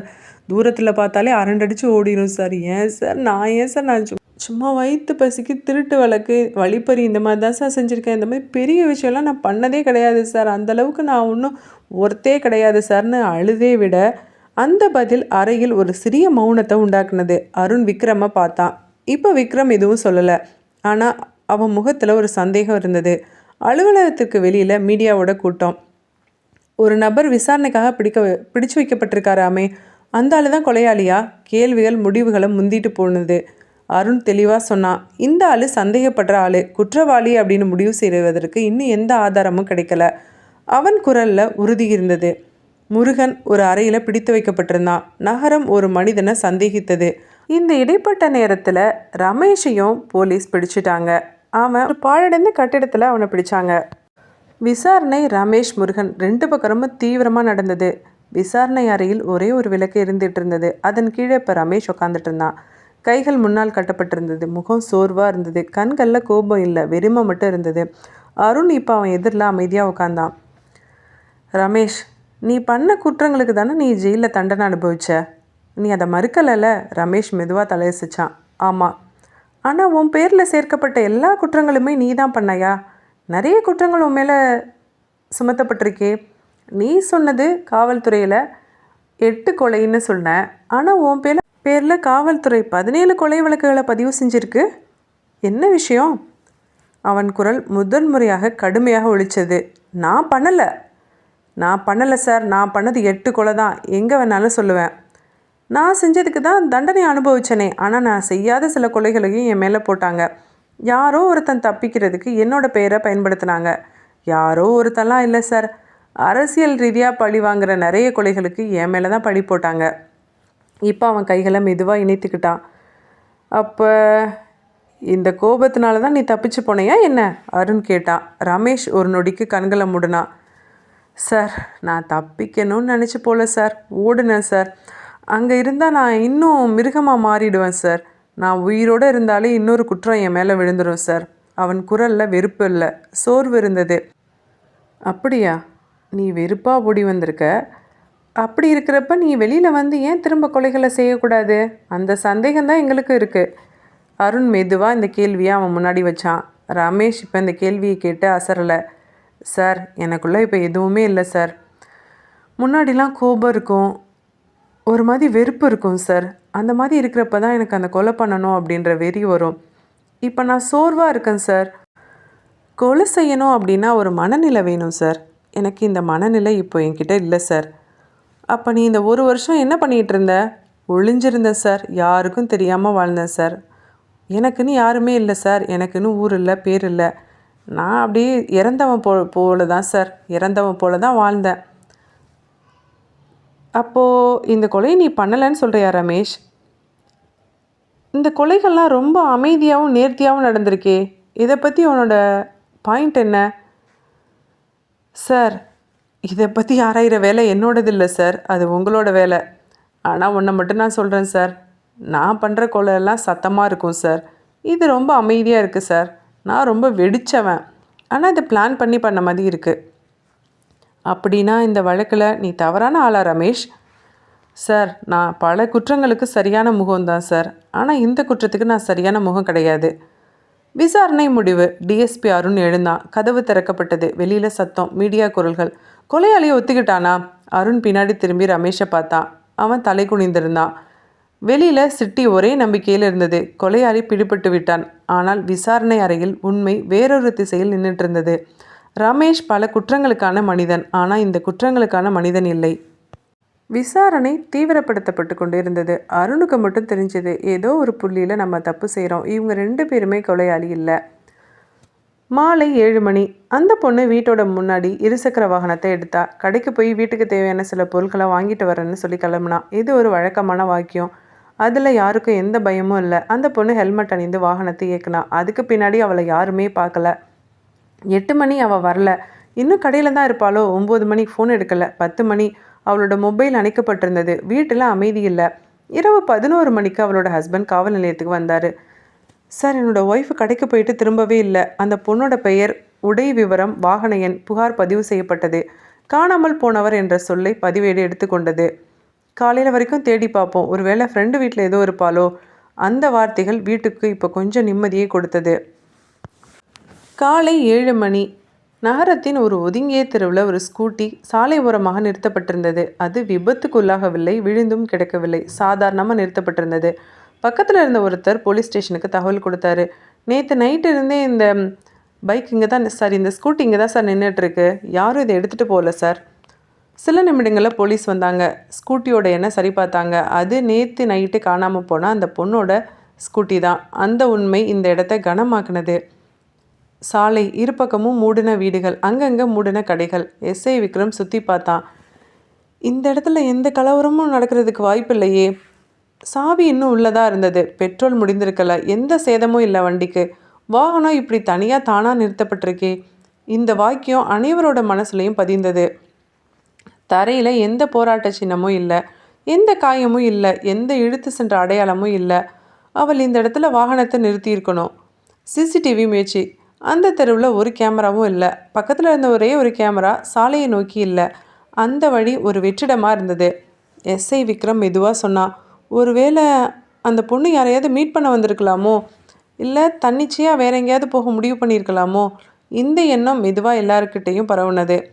டிஎஸ்பி அருண் ஸ்கூட்டியோட பக்கத்தில் நின்னான்.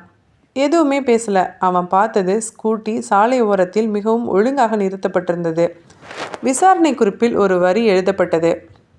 பாதிக்கப்பட்ட பொண்ணு தன்னிச்சையாக வாகனத்தை இங்கே நிறுத்தியிருக்கலாம். அந்த வரி ஒரு கதவை மூடினது. சில மணி நேரத்தில் மீடியா செய்தி வந்தது. காணாமல் போன பெண்ணோட ஸ்கூட்டி தனியாக கண்டுபிடிப்பு. போராட்டம் இல்லை, வாகனம் சேதமில்லாமல் உள்ளது. மக்கள் அதை வேறு விதமாக புரிஞ்சுக்கிட்டாங்க. அவள் தானாகவே எங்கேயோ போயிருக்கணும் அப்படின்னு. அவளோட குடும்பம் குழப்பத்துக்கு உள்ளானது. குடும்பம் அந்த இடத்துக்கு வரவழைக்கப்பட்டது. இவ எப்பயாவது இந்த பக்கம் வந்திருக்காளா, வண்டி எங்கே நிறுத்தியிருக்காளா? அந்த கேள்விக்கு யாருக்கிட்டையும் எந்த பதிலும் இல்லை. அருண் மெதுவாக விக்ரம் கிட்ட சொன்னான், இங்கே பார் விக்ரம், இந்த ஸ்கூட்டி எப்படி சாதாரணமாக நேர்த்தியாக நிறுத்தப்பட்டிருக்கு பார்த்தியா? அதனால தான் இது ஆபத்தானது. விக்ரமுக்கு புரிஞ்சு கொள்ள முடியலை. ஒரு ஸ்கூட்டி தனியாக நின்னது. அது ஒரு தடயம் போல தெரிந்தது. ஆனால் அந்த தடயம் உண்மையே காட்டலை. சில நேரங்களில் மிக சுத்தமான இடங்களே மிகப்பெரிய பொய்களை மறைச்சு வச்சுருக்கோம். காவல் நிலையம். அந்த இரவு மெதுவாக இருந்தது. அமைதி. வேலை முடிந்தது போல இல்ல. யாருக்கும் புரியாத ஒரே குழப்பம் அங்க மிதந்துட்டு இருந்தது. அருண் தன்னோட ரூம்ல தனியா உட்காந்துட்டு இருந்தான். திரும்ப ஃபைல் எடுத்து பார்த்தான். அந்த பெண்ணோட ஃபைல் தான். அவன் இப்போ அந்த புகாரை பார்த்தான். வீட்டுக்கு தேவையான பொருள்களை வாங்க போயிருக்காங்க. அந்த வரி ரொம்ப சாதாரணமாக தோணுது. அதனால தான் அருண் அங்கேயே தேங்கி நின்னான். வீட்டுக்கு தேவையான பொருட்கள். அவன் தன்னோட முன்னாடி இருந்த ஃபைல்களை திரும்பி பார்த்தான். மீனா, லதா, சுபா அவங்க வெளியேறின காரணங்கள் எல்லாமே ஒரே மாதிரி இல்லை. ஆனால் ஒரு விஷயம் மெதுவாக தெரிய ஆரம்பிச்சிருந்தது. அவர்கள் வெளியேறும்போது எந்த பதட்டமும் இல்லை. யாரையும் சந்தேகிக்கலை. யாரிடமும் எச்சரிக்கையாக நடக்கலை. அருண் இப்போ ஸ்கூட்டியை நினச்சி பார்த்தான். ஒழுங்காக நிறுத்தப்பட்டிருந்தது. அவசரம் இல்லை, பயம் இல்லை. ஓடுற மனுஷன் இப்படி இதை நிறுத்த மாட்டானே. பயந்த மனுஷன் கூட இந்த மாதிரி நிறுத்த மாட்டான். அருண் மெதுவாக சொன்னான், இது சூழ்நிலை பற்றிய வழக்காக இருக்குமோ? ஒரு காகிதத்தில் ஒரு வரி எழுதுனான். தனியாக நடந்த மாதிரி தெரியலை. எப்படி அந்த பொண்ணு வெளியில் போனா? ஆனால் திரும்பாத நிலைக்கு அவள் தனியாக போகலை. அருண் இப்போ அந்த எண்ணத்தை உறுதி செய்யலை. ஆனால் தள்ளவும் இல்லை. அவளை பாதுகாப்பாக உணர வச்சது யாரு? இந்த கேள்விகளுக்கு பதில் இல்லாமல் நின்னா. நகரம் திரும்ப அமைதியாக இருந்தது. கொலையாளி சிறையில் இருக்கிறான். இந்த நம்பிக்கை அனைவருக்கும் இருந்தது. அருண் மெதுவாக கண்களை மூடினான். ஒருத்தி தனியாக போகிறப்ப தான் ஆபத்து அதிகம். ஆனால் இந்த பெண்ணு அந்த ஆபத்தை உணராமல் போயிருக்கா. தனியாக போகலை. யார் கூட போனா? அந்த யார் இவளுக்கு ட்ரஸ்ட்டை கொடுத்தது? அந்த இரவு ஒரு விஷயம் தெளிவானது. இந்த வழக்கில் சூழ்நிலை தான் எல்லாவற்றையுமே மறைத்து வைத்திருக்கு. அருண் அந்த ஃபைலை மெதுவாக மூடினான். சூழ்நிலை எப்போதும் பொய் சொல்லாது. அருண் தன்னோட ரூமில் தனியாக இருந்தான். டேபிள் மேலே எப்பவும் போல் புதிய ஃபைலும் பழைய ஃபைலும் ஒன்றா இருந்தது. அவன் எதையும் வாசிக்கலை. நினைவு கூர்ந்து பார்த்தான். ரமேஷ் விசாரணை அறையில். அவன் சொன்னதை நினைவு கூர்ந்து பார்த்தான். அந்த குரல் திரும்ப திரும்ப அருணோட மனசில் ஒலிச்சது. சார், நான் பண்ணது சத்தம். இது மௌனமான யுத்தம் மாதிரி இருக்குது. அந்த வரி அப்போது ஒரு வாதம் போல கேட்டது. இப்போது அது ஒரு அடையாளம் போல தோணுதுனது. அருண் மெதுவாக முன்னாடி வழக்குகளை நினச்சி பார்த்தான். அந்த கொலைகள், அதாவது ரமேஷோட பழைய கொலைகள் அவசரம், குழப்பம், தடயங்கள் இருந்தது. ஆனால் இப்போ நடந்த கொலைகள் அமைதி, ஒழுங்கு, நேர்த்தி, வெற்றிடம். ரெண்டுமே கொலை தான். ஆனால் மனநிலை ஒரே மாதிரி இல்லை. ரமேஷ் சொன்ன இன்னொரு வரி அருணுக்கு நினைவு வந்தது. அவங்க என்னை எதிர்த்தாங்க. ஆனால் நீங்கள் சொல்கிற கொலையில் யாரும் எதிர்த்த மாதிரியே தெரியலையே சார். அந்த வாக்கியம் அருணோட மனசில் மெதுவாக பதிந்தது. அந்த பெண் வெளியேறும் போது பயமில்லை. யாரையும் சந்தேகிக்கவில்லை. ஓடலை. அவள் ரொம்ப பாதுகாப்பாக உணர்ந்திருக்கா. அருண் மெதுவாக தனக்குள்ளே கேட்டான். எந்த இடத்துலேருந்து பாதுகாப்பு? ஒரு வேளை அவள் போன இடத்துக்கு பாதுகாப்பாக உணர்ந்தாளா? இல்லை போன மனுஷன்கிட்ட பாதுகாப்பாக உணர்ந்தாளா? இந்த கேள்வி பதில் அல்ல. இது ஒரு திசையை நோக்கி போனது. அருண் முந்தைய கொலைகளை திரும்ப நினச்சான். ஒவ்வொரு முறையும் அந்த பெண் தனியாக வெளியேறினா. ஆனால் தனியாக இல்லை, யாரு கூடயோ வெளியேறியிருக்கா. அவன் அந்த எண்ணத்தை முழுமையாக புரிந்து கொள்ள முடியலை.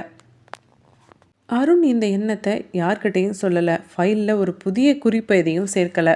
அவன் அந்த வரியை திரும்ப திரும்ப யோசித்து பார்த்தான். அந்த இரவு ஒரு விஷயம் மாறினது. வழக்கு மாறலை, ஆனால் அருணோட பார்வை மாறினது. சில நேரங்களில் குற்றவாளி வெளியில் இருப்பதில்லை, அவன் நம்பிக்கைக்குள்ளே தான் இருப்பான். அந்த நினைவு மௌனமாக அவனோட இருந்தது. இந்த விசாரணையில் புதிய திருப்பம் நிகழ்ந்தது. அது ஒரு சாதாரண விசாரணை தான். அந்த சூப்பர் மார்க்கெட்டில் வீட்டுக்கு தேவையான பொருட்கள் மட்டும் விற்கிற ஒரு சின்ன சூப்பர் மார்க்கெட். அங்கே விசித்திரமாக எதுவும் நடக்கலை. அன்றைக்கி ஈவினிங்கும் அப்படி தான் இருந்தது. கடை உரிமையாளருக்கு 40 வயசுக்கு மேலே இருக்கும். சிசிடிவி ஃபுட்டேஜ் எதுவும் இல்லை. சின்ன சூப்பர் மார்க்கெட் அப்படின்றதுனால சிசிடிவி அவங்க வச்சுருக்கல. அவர் நிதானமாக பேசினார். அருண் அவரோட எதிரில் உட்கார்ந்தான். நேற்று சாயந்தரம் இந்த பொண்ணை நீங்கள் பார்த்தீங்களா? அவர் புகைப்படத்தை காமிச்சான். கடை உரிமையாளர் சில நொடிகள் பார்த்தார். ஆமாம், வந்திருந்தாங்க. அந்த பதில் ரொம்ப இயல்பாக இருந்தது. அருண் அந்த சொல்ல தேங்கி நின்னான். வந்திருந்தாங்களா? ஆமாம். இந்த பொண்ணு தனியாக கடைக்கு வரல, 2 பேராக சேர்ந்து வந்தாங்க. 2 பேரும் பெண்கள் தான். அந்த வரி அந்த அறையை மிக மெதுவாக கனமாக்குனது. ரொம்ப சாதாரணமாக பேசிக்கிட்டாங்க. 2 பேரும் சிரித்தாங்க. அவங்க ஒன்றும் அவசரமாக போன மாதிரி தெரியல. ஒன்றும் வாங்கிக்கிற பொருளை பற்றி பேசினாங்க. ஏதாவது சண்டை போட்டாங்களா? அப்படிலாம் இல்லை சார். பயமாக ஏதாவது பேசிக்கிட்டாங்களா? அப்படிலாம் இல்லை சார். ஏதாவது சத்தமாக பேசினாங்களா? அப்படிலாம் இல்லை சார். ரொம்ப சாதாரணமாக தான் சார் பேசிக்கிட்டாங்க. அவங்க 2 பேரும் ரொம்ப பழக்கம் உள்ளவங்க போல தான் சார் இருந்தாங்க. இது புது சந்திப்பு மாதிரியே இல்லை சார். அந்த வாக்கியம் அப்போ யாருக்கும் முக்கியம் போல் தெரியலை. எல்லாரும் அது ஒரு சாதாரண விஷயமா கடந்து போனாங்க. ஏதோ ஒரு பொண்ணுக்கிட்ட பேசியிருக்காங்க, தெரிஞ்ச ஃப்ரெண்டாக இருக்கலான்னு. அருண் அதை கொஞ்சம் கூர்மையாக கவனிச்சான். அந்த சொல்ல மனசில் திரும்ப திரும்ப சுழற்றுனான். பழக்கம் உள்ளவங்க. அருண் இப்போ வெளியில் வந்தான். எஸ்ஐ விக்ரம் மெதுவாக கேட்டான், சார் இதில் என்ன சார் இருக்குது? புதுசாக ஒன்றும் இல்லையே. அருண் உடனே பதில் சொல்லலை. அருண் மெதுவாக சொன்னான், சாதாரணமாக தெரிகிற விஷயந்தான் எல்லா தடவையும் அசாதாரணமாக இருக்கும். அது பாதுகாப்பு கிடையாது விக்ரம். அந்த கடையில் எதுவும் விசித்திரமாக நடக்கலை. அதனால தான் அது ரொம்ப ஆபத்தாக இருக்குது. அவள் யாரையோ நம்பியிருக்கா. அந்த நம்பிக்கை தான் அவளை வெளியில் அழைத்து போயிருக்கு. கடை உரிமையாளர் சொன்ன ஒரே வாக்கியம் அந்த அறையில் திரும்ப ஒலித்துட்டு இருந்தது. 2 பேரும் பெண்கள் தான். அருண் அந்த வார்த்தையை எங்குமே பதிவு செய்யலை. ஆனால் மனசில் மூடி வைக்கவும் இல்லை. இதுவரைக்கும் விசாரணை ஒரே கோணத்தில் இருந்தது. யாரோ ஒருத்தன் அந்த பெண்ணை வெளியில் அழைத்துட்டு போயிருக்கான்னு. இப்போ அந்த கோணம் மெல்ல மாறினது. யாரோ ஒருத்தி. விக்ரம் மெதுவாக கேட்டான், சார் அந்த கடையில் நிறைய பேர் வருவாங்க போவாங்க சார். அதில் ஏதாவது தெரிஞ்ச பொண்ணாக இருக்கும் சார். இது இது எப்படி சார் சாத்தியமாகும்? இது பெரிய விஷயமா சார்? அருண் உடனே மறுக்கலை. இது விக்ரம் இது பெரிய விஷயம் இல்லை தான். ஆனால் இது சாதாரணமாக தெரியக்கூடாத இடத்துல சாதாரணமாக தெரியுது. அந்த பதில் விக்ரமுக்கு முழுசாக புரியலை. அருண் இப்போ ஒரு முடிவெடுத்தான். அவள் கடைக்கு தனியாக போகலை. அவளோட யாரோ ஒருத்தி வந்திருக்கா. இல்லை, அவள் கடைக்கு போன பின்னாடி யாரோ ஒருத்தியை பார்த்துருக்கா. யார் அந்த ஒருத்தி? விசாரணை அமைதியாக வேகம் எடுத்தது. உறவுகள், தோழிகள், தெரிந்த முகங்கள், ஒரு பட்டியல் உருவானது. அதில் எந்த பெயரும் முன்னணியில் இல்லை. அவளோட குடும்பம் திரும்ப விசாரிக்கப்பட்டது. அவள் கடைக்கு எப்போயாவது போகிறப்ப ஃப்ரெண்ட்ஸ் யாராவது கூட்டிகிட்டு போவாளா? அம்மா மெதுவாக சொன்னா. இல்லை, பொதுவாக தனியாக தான் போவா.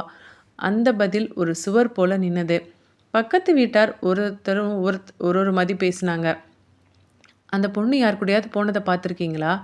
இல்லை சார், சில பேர் ஃப்ரெண்ட்ஸுன்னு வருவாங்க பொண்ணுங்க. இந்த பொண்ணு சில டைம் நின்று பேசிகிட்ருக்கும் வெளியில். பொண்ணுங்க தான் வருவாங்க. ஆனால் யார் என்னன்னு தெரியல. அனைவர் பதிலும் ஒரே மாதிரி இருந்தது.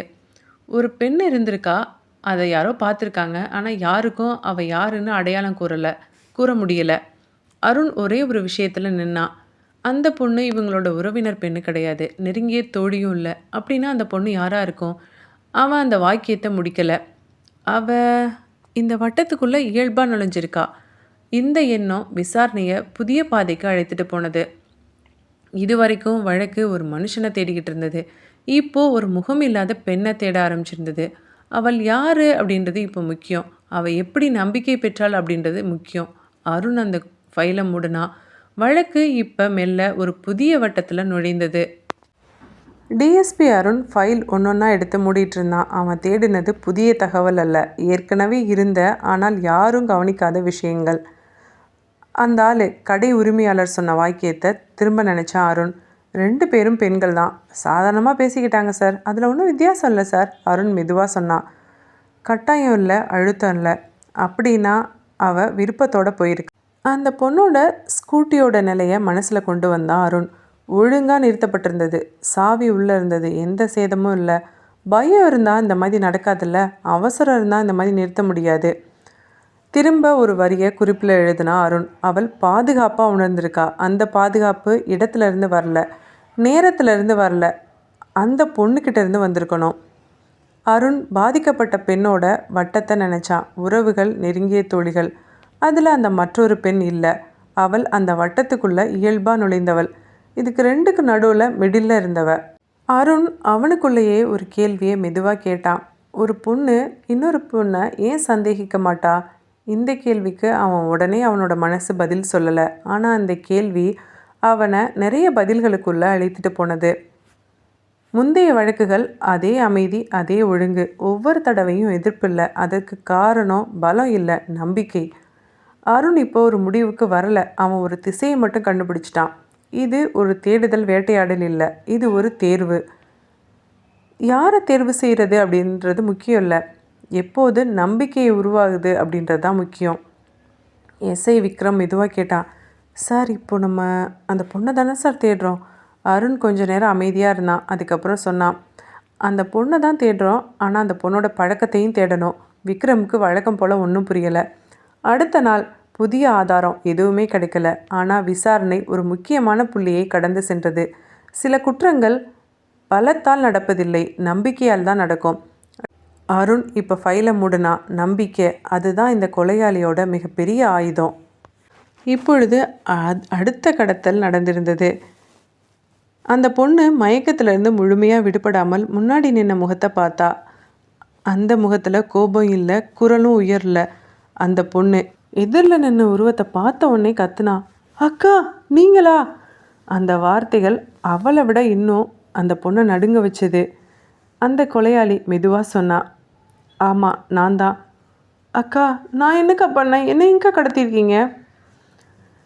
நான் உன்னை ஏன் கடத்தினேன்னா எனக்கே சொல்ல தெரியல. அக்கா என்னை விட்டுருங்கக்கா, ப்ளீஸ்க்கா. நீ மற்றவங்க முன்னாடி நடந்துக்கிறல, அந்த விதம் எனக்கு பிடிக்கல. அவங்க பேசுகிறப்ப நீ சிரித்து சிரித்து தலையாட்டுறில, அது எனக்கு பிடிக்கல. அந்த இடத்துல நான் ரொம்ப சின்னவளாயிடுறேன், நான் ரொம்ப கூனி குறுகி போயிடுறேன். அக்கா நான் எதுவுமே பண்ணலக்கா. நீ எதுவும் பண்ணலை தான், ஆனால் என்னால் உன்னை போல் எதுவுமே பண்ண முடியலையே. தொடர்ந்து பேசினா அந்த கொலையாளி. அவங்க எல்லாரும் உன்னை பார்த்து இவ்வளோ மாதிரி இருக்கணும் இவ்வளோ மாதிரி இருக்கணும்னு சொல்கிறப்ப நான் அங்கே தேவையில்லாதவளாக நின்றுட்டுருக்கேன். அவள் ஒரு நொடி அமைதியாக இருந்தா. அதுக்கப்புறம் கண்களை அந்த பொண்ணோட கண்களுக்கு நேராக வச்சா. நீயும் நானும் ஒரே குடும்பத்தில் தான் மருமகளாக இருக்கோம். நீ மட்டும் என்ன அவ்வளோ ஸ்பெஷல் அந்த குடும்பத்துக்கு? நான் மட்டும் என்ன இலக்காரமா என்ன?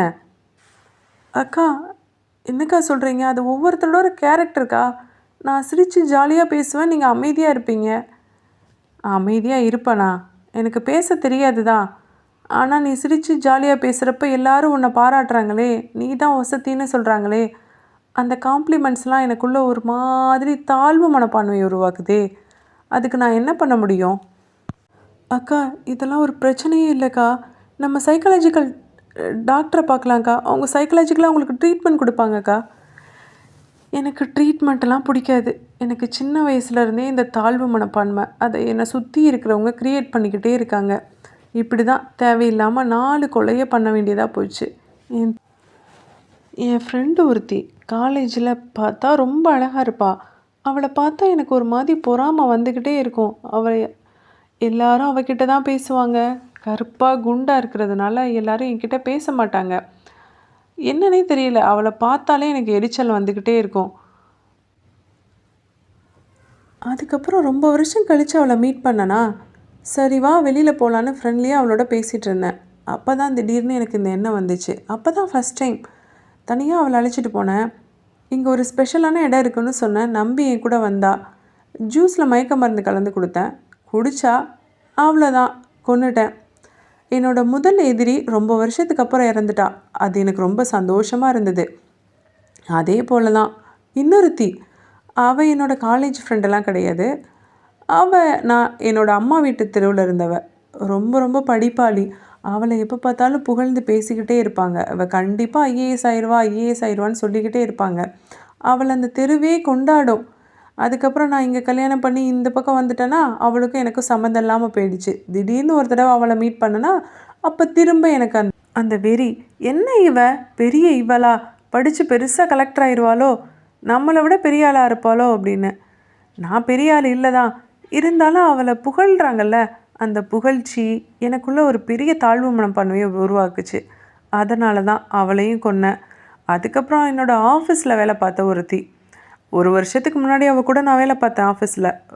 அவள் என்ன மாதிரி தான் இருப்பாள், கருப்பாக குண்டாக இருப்பாள். ஆனால் பாரு, என்கிட்ட யாரும் பேச மாட்டாங்க, அவகிட்ட எல்லாரும் பேசுவாங்க. ஆனால் அவள் ஒரு ஜாலியான டைப்பு. ஆஃபீஸில் ரொம்ப சூப்பராக எல்லாருக்கிட்டையும் பேசுவாள், ஜோவியலாக இருப்பாள். அவளோட ஃபன்னான கேரக்டர் அவளை ரொம்ப அட்ராக்ட் பண்ணுது. அதாவது மற்றவங்கள அட்ராக்ட் பண்ணுது. அவளை மாதிரி தான் நானும் இருக்கேன். ஏன் எனக்கும் அவளை போல் மற்றவங்கள அட்ராக்ட் பண்ண முடியலை? அவள் மேலே எனக்கு கோபம் வந்தது. 1 வருஷத்துக்கு முன்னாடியே அவள் வேறு ஆஃபீஸ்க்கு போயிட்டா. அதுக்கப்புறம் எதேச்சியாக ஒரு நாள் மீட் பண்ணேன். நாளைக்கு என் பர்த்டேடி வந்துருன்னு சொன்னேன். ஃபோனில் கூட சொல்லலை, சும்மா சொன்னேன். அவளாக வந்து சிக்கிட்டா. அப்புறம் என்ன, அவள் கதையை முடிச்சிட்டேன். இந்த 4வதாக கொலை பண்ண பாரு ஒருத்தி. அவள் வேறு யாரும் இல்லை, என் வீட்டுக்காரோட ஃப்ரெண்டோட ஒய்ஃபு. அவளை எங்கேயோ ஒரு ஃபங்க்ஷனில் தான் பார்த்தேன். அவளுக்கும் எனக்கும் பெருசாக ஒன்றும்லாம் கிடையாது. ஃபோன் நம்பர் கூட எனக்கு தெரியாது. அந்த ஃபங்க்ஷனில் பார்த்தா அவளை சுற்றி அப்படி ஒரு கூட்டம். எல்லாரும் அவகிட்ட பேசுகிறாங்க, எல்லாருக்கிட்டேயும் அவளும் பேசுகிறா, ஓடி ஓடி பேசுகிறா. என் ஹஸ்பண்டு கொண்டு சொல்கிறாரு, நல்ல பொண்ணு இல்லை, என் ஃப்ரெண்டுக்கு ஏற்ற ஜோடின்னு சொல்கிறான். என்ன ஒரு நாளும் என் புருஷன் இந்த மாதிரி சொன்னதில்லையே, எனக்கு ஏற்ற ஜோடி நீனு ஒரு நாளும் சொன்னதில்லை. அந்த பொண்ணை எல்லாரும் பார்க்குறாங்க, எல்லாரும் அந்த பொண்ணை பெருமையாக பேசுகிறாங்க. அப்போ இருந்தே அந்த பொண்ணு மேலே எனக்கு ஒரு காண்டு. அன்றைக்கி எதாச்சியா காய்கறி கடைக்கு வர்றேன், வந்திருந்தா மாட்டிட்டா. சரி வா, இங்கே தான் பக்கத்தில் ஒரு கோயில் இருக்குதுன்னு சொன்னேன், கூட வந்தா, கதை முடிஞ்சிச்சு. இதெல்லாம் கூட நான் தேடி தேடி நான் என்னோடய பழியை தீர்த்துக்கிட்டேன்னு வச்சுக்க. நீ வந்த பாரு, இந்த வீட்டில் டெய்லி எனக்கு மென்டல் டார்ச்சர். நீ பண்ணுற சாப்பாடு நல்லா இருக்குது, நீ எல்லாருக்கிட்டையும் நல்லா பேசுகிற, நீ போடுற ட்ரெஸ்ஸு நல்லா இருக்குன்னு. அப்பப்பப்பப்பா, உன்னை எப்படி நான் வச்சுக்கிட்டு இருக்க முடியும்? உன்னை எப்படி நான் கூட வச்சுக்கிட்டு இருக்க முடியும்? அதனால தான் உன்னை தூக்குனேன். கூடவே இருந்து ஒவ்வொரு நிமிஷமும் நீ எனக்கு தாழ்வு மனப்பான்மையை க்ரியேட் பண்ணிக்கிட்டே இருக்கிற. எனக்குள்ளே இருக்கிற அந்த பொறாமை உணர்வு அதிகமாக இருக்குது. அதோட வெறிக்கு ஏதாவது ஒன்றை நான் பண்ணியே ஆகணும். அப்போ தான் அந்த பொறாமை உணர்வு, அந்த வெறி, அந்த தாழ்வு மனப்பான்மையெல்லாம் எனக்கு கண்ட்ரோல் ஆகும். அதனால் இப்போது நீ என்னோடய வெறிக்கு பலியாக போகிற. உன்னையும் மயக்கத்திலே தான் கொண்டு இருக்கணும். என்னன்னு தெரில, உனக்கு மட்டும் மயக்க மருந்து டோஸை கொஞ்சம் கம்மியாக போட்டுட்டேன். அதான் முடிச்சு உன்கிட்ட இவ்வளோ டைலாக் பேசிகிட்ருக்கேன். அவன் இந்த மாதிரி பேசிகிட்டு இருக்கிறப்பயே அந்த பகுதியில் வாகனத்தோட சத்தம், பக்கத்தில் பேசுகிற குரல்கள். அருண் வாகனத்துலேருந்து இறங்கினான், ஓடி வந்தான். இப்போ படுத்திருந்த அந்த பொண்ணுக்கு இந்த சத்தம் கேட்டது. அவள் கண்களில் கண்ணீர் துளிகள். போலீஸ் வந்துட்டாங்க. கொலையாளி திரும்பி பார்த்தா. அந்த நொடி அவளுக்குள்ளே ஒன்று உடைஞ்சது. நீங்கள் எல்லோரும் லேட்டாக தான் வருவீங்கன்னு நினச்சேன், சீக்கிரமாக வந்துட்டீங்க. குரல் ரொம்ப அதிகாரத்தோடையும் திமிரோடையும் இருந்தது. இவ சைக்கோத்தனத்தோட உச்சத்தில் இருக்கா. அருண் புரிஞ்சுக்கிட்டான். இப்போது அந்த பொண்ணோட கைகள் விடுவிக்கப்பட்டது. அந்த பொண்ணு தரையில் உக்காந்தா. அவளோட உடம்பு நடுங்கினது. அருண் இப்போ அவன் முன்னாடி மண்டிக்கிட்டு உக்காந்தான். பயப்படாதம்மா, நீ பாதுகாப்பாக இருக்க. அந்த வார்த்தையை அவளோட மனசை உடைச்சது. சார் சார், இவ அக்கா சார். அக்கானா என் வீட்டுக்காரரோட அண்ணி சார். என் வீட்டுக்காரோட அண்ணன் பொண்டாட்டி சார். இவ போய் என்னை கொலை பண்ண வந்துட்டா சார். Psycho sir. இவ ஏற்கனவே 4 பேரை கொலை பண்ணியிருக்கா சார். இவளை பிடிச்சி தூக்கில் போடுங்க சார். அந்த பொண்ணை பாதுகாப்பாக கூப்பிட்டு போலீஸ் ஜீப்புக்குள்ளே அழைச்சிட்டு போனாங்க. விசாரணை அறை. டேபிளோட ஒரு பக்கத்தில் அருண், இன்னொரு பக்கத்தில் அவள். கையடக்கத்தில் இருந்தாலும் அவள் தலை குனியலை, நிமிர்ந்து நின்றுருந்தா. கருப்பான உருவம், குண்டான உருவம், உருண்டையான கண்கள். பார்ப்பதற்கு கொஞ்சம் அமைதியான அப்பாவியான தோற்றம் இருந்தாலும் இப்போ அவளோட கண்கள் குரூரத்தோட உச்சத்தில் இருந்தது. அருண் இப்போது வரிசையாக ஃபோட்டோக்கெல்லாம் எடுக்கினான். இப்போ அவனே விவரம் சொன்னான். உன்னை விட ஒருத்தி அழகாக இருந்தா, ஒருத்தி அறிவாளியாக இருந்தா, ஒருத்தி வேலையில் எல்லோராலும் பாராட்டப்பட்டா, ஆஃபீஸில் அவளை எல்லோரும் மதித்தாங்க, ஒருத்தி குடும்பத்தை நல்லா பார்த்துக்கிட்டா. இதுதானே உன்னோட ட்ரிகர் பாயிண்ட். அவங்க உனக்கு எதுவுமே பண்ணலை. அவங்கள கொலை பண்ணுறதுக்கு உனக்கு நியாயமே கிடையாது. அவங்கள கொலை பண்ணுறதுக்கு எனக்கு நியாயம் கிடையாது. ஆனால் அவங்க என்னையே வெறுக்க வச்சாங்களே. உன்னை வெறுக்க வச்சாங்களா? இது உன்னோட மனநிலை பிரச்சனை. நான் ஒவ்வொரு நாளும் என்ன நானே அருவருப்பாக உணர்ந்தேன், வெறுத்தேன். ஒவ்வொருத்தரை பார்க்குறப்பையும் எனக்கு தாழ்வு மனப்பான்மை வந்துக்கிட்டே இருந்தது. இதுதான் சைக்கோத்தனம். நீ முன்னாடியே இந்த மனநிலை வந்திருக்கிறப்ப நீ ட்ரீட்மெண்ட்டுக்கு போயிருக்கலாமே. இல்லை, என் மனநிலை ட்ரீட்மெண்ட்டை தேடலை, என் மனசு நிம்மதியை தேடினது. இதுதான் ஒரு சைக்கோவோட எழுச்சின்னு சொல்கிறது. நீ முழு சைக்கோவாக மாறிட்ட. நீ பண்ண கொலைகளுக்கு எந்த நியாயமே இல்லை. உனக்கு தூக்கு தண்டனை கண்டிப்பாக கிடைக்கும். போராடி நான் உனக்கு தூக்கு தண்டனையை கண்டிப்பாக வாங்கி கொடுப்பேன். இறந்த பெண்களோட ஆத்மா சாந்தி அடைகிறதுக்கு உன்னோட தூக்கு தண்டனை ஒன்று போதும் சொன்ன அருண் விருட்டுன்னு எழுந்தான். அந்த சைக்கோ அப்படியே உட்காந்துருந்தா. வெளியில் வந்த அருண் அவன் மனசுக்குள்ளே சொன்னான், சைக்கோவெல்லாம் புரிஞ்சிக்கவும் முடியாது, மன்னிக்கவும் முடியாது. அவனுக்கு மரண தண்டனை ஒன்று தான் தீர்ப்பு. சொன்னபடி வெளியேறினான்.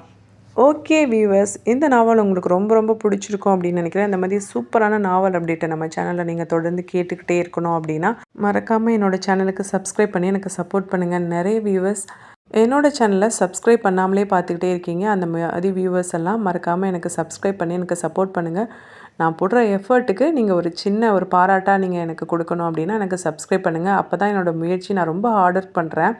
நாவல் பிளாகில் எழுதுகிறேன், அதை அதுக்கப்புறம் ரீட் பண்ணுறேன். 2 குட்டீஸை வச்சுட்டு தான் நான் மேனேஜ் பண்ணிக்கிட்டு இருக்கேன். நைட்டு தான் நாவல் சொல்கிறேன். ஸோ இடையில குட்டீஸோட வாய்ஸ் உங்களுக்கு டிஸ்டர்பன்ஸாக இருந்ததுன்னா சாரி. என்னோட சேனலை சப்ஸ்கிரைப் பண்ணி எனக்கு சப்போர்ட் பண்ணுங்கள். அடுத்து எந்த மாதிரியான நாவல் போடணும் அப்படின்னு மறக்காமல் சொல்லுங்கள். கண்டிப்பாக நான் அந்த மாதிரி நாவலை ப்ரிப்பேர் பண்ணி உங்களுக்கு நான் சொல்கிறேன். இப்போ உங்ககிட்ட இருந்து விடைபெறுவது உங்கள் யுவதி. டாடா, பாய், டேக் கேர்.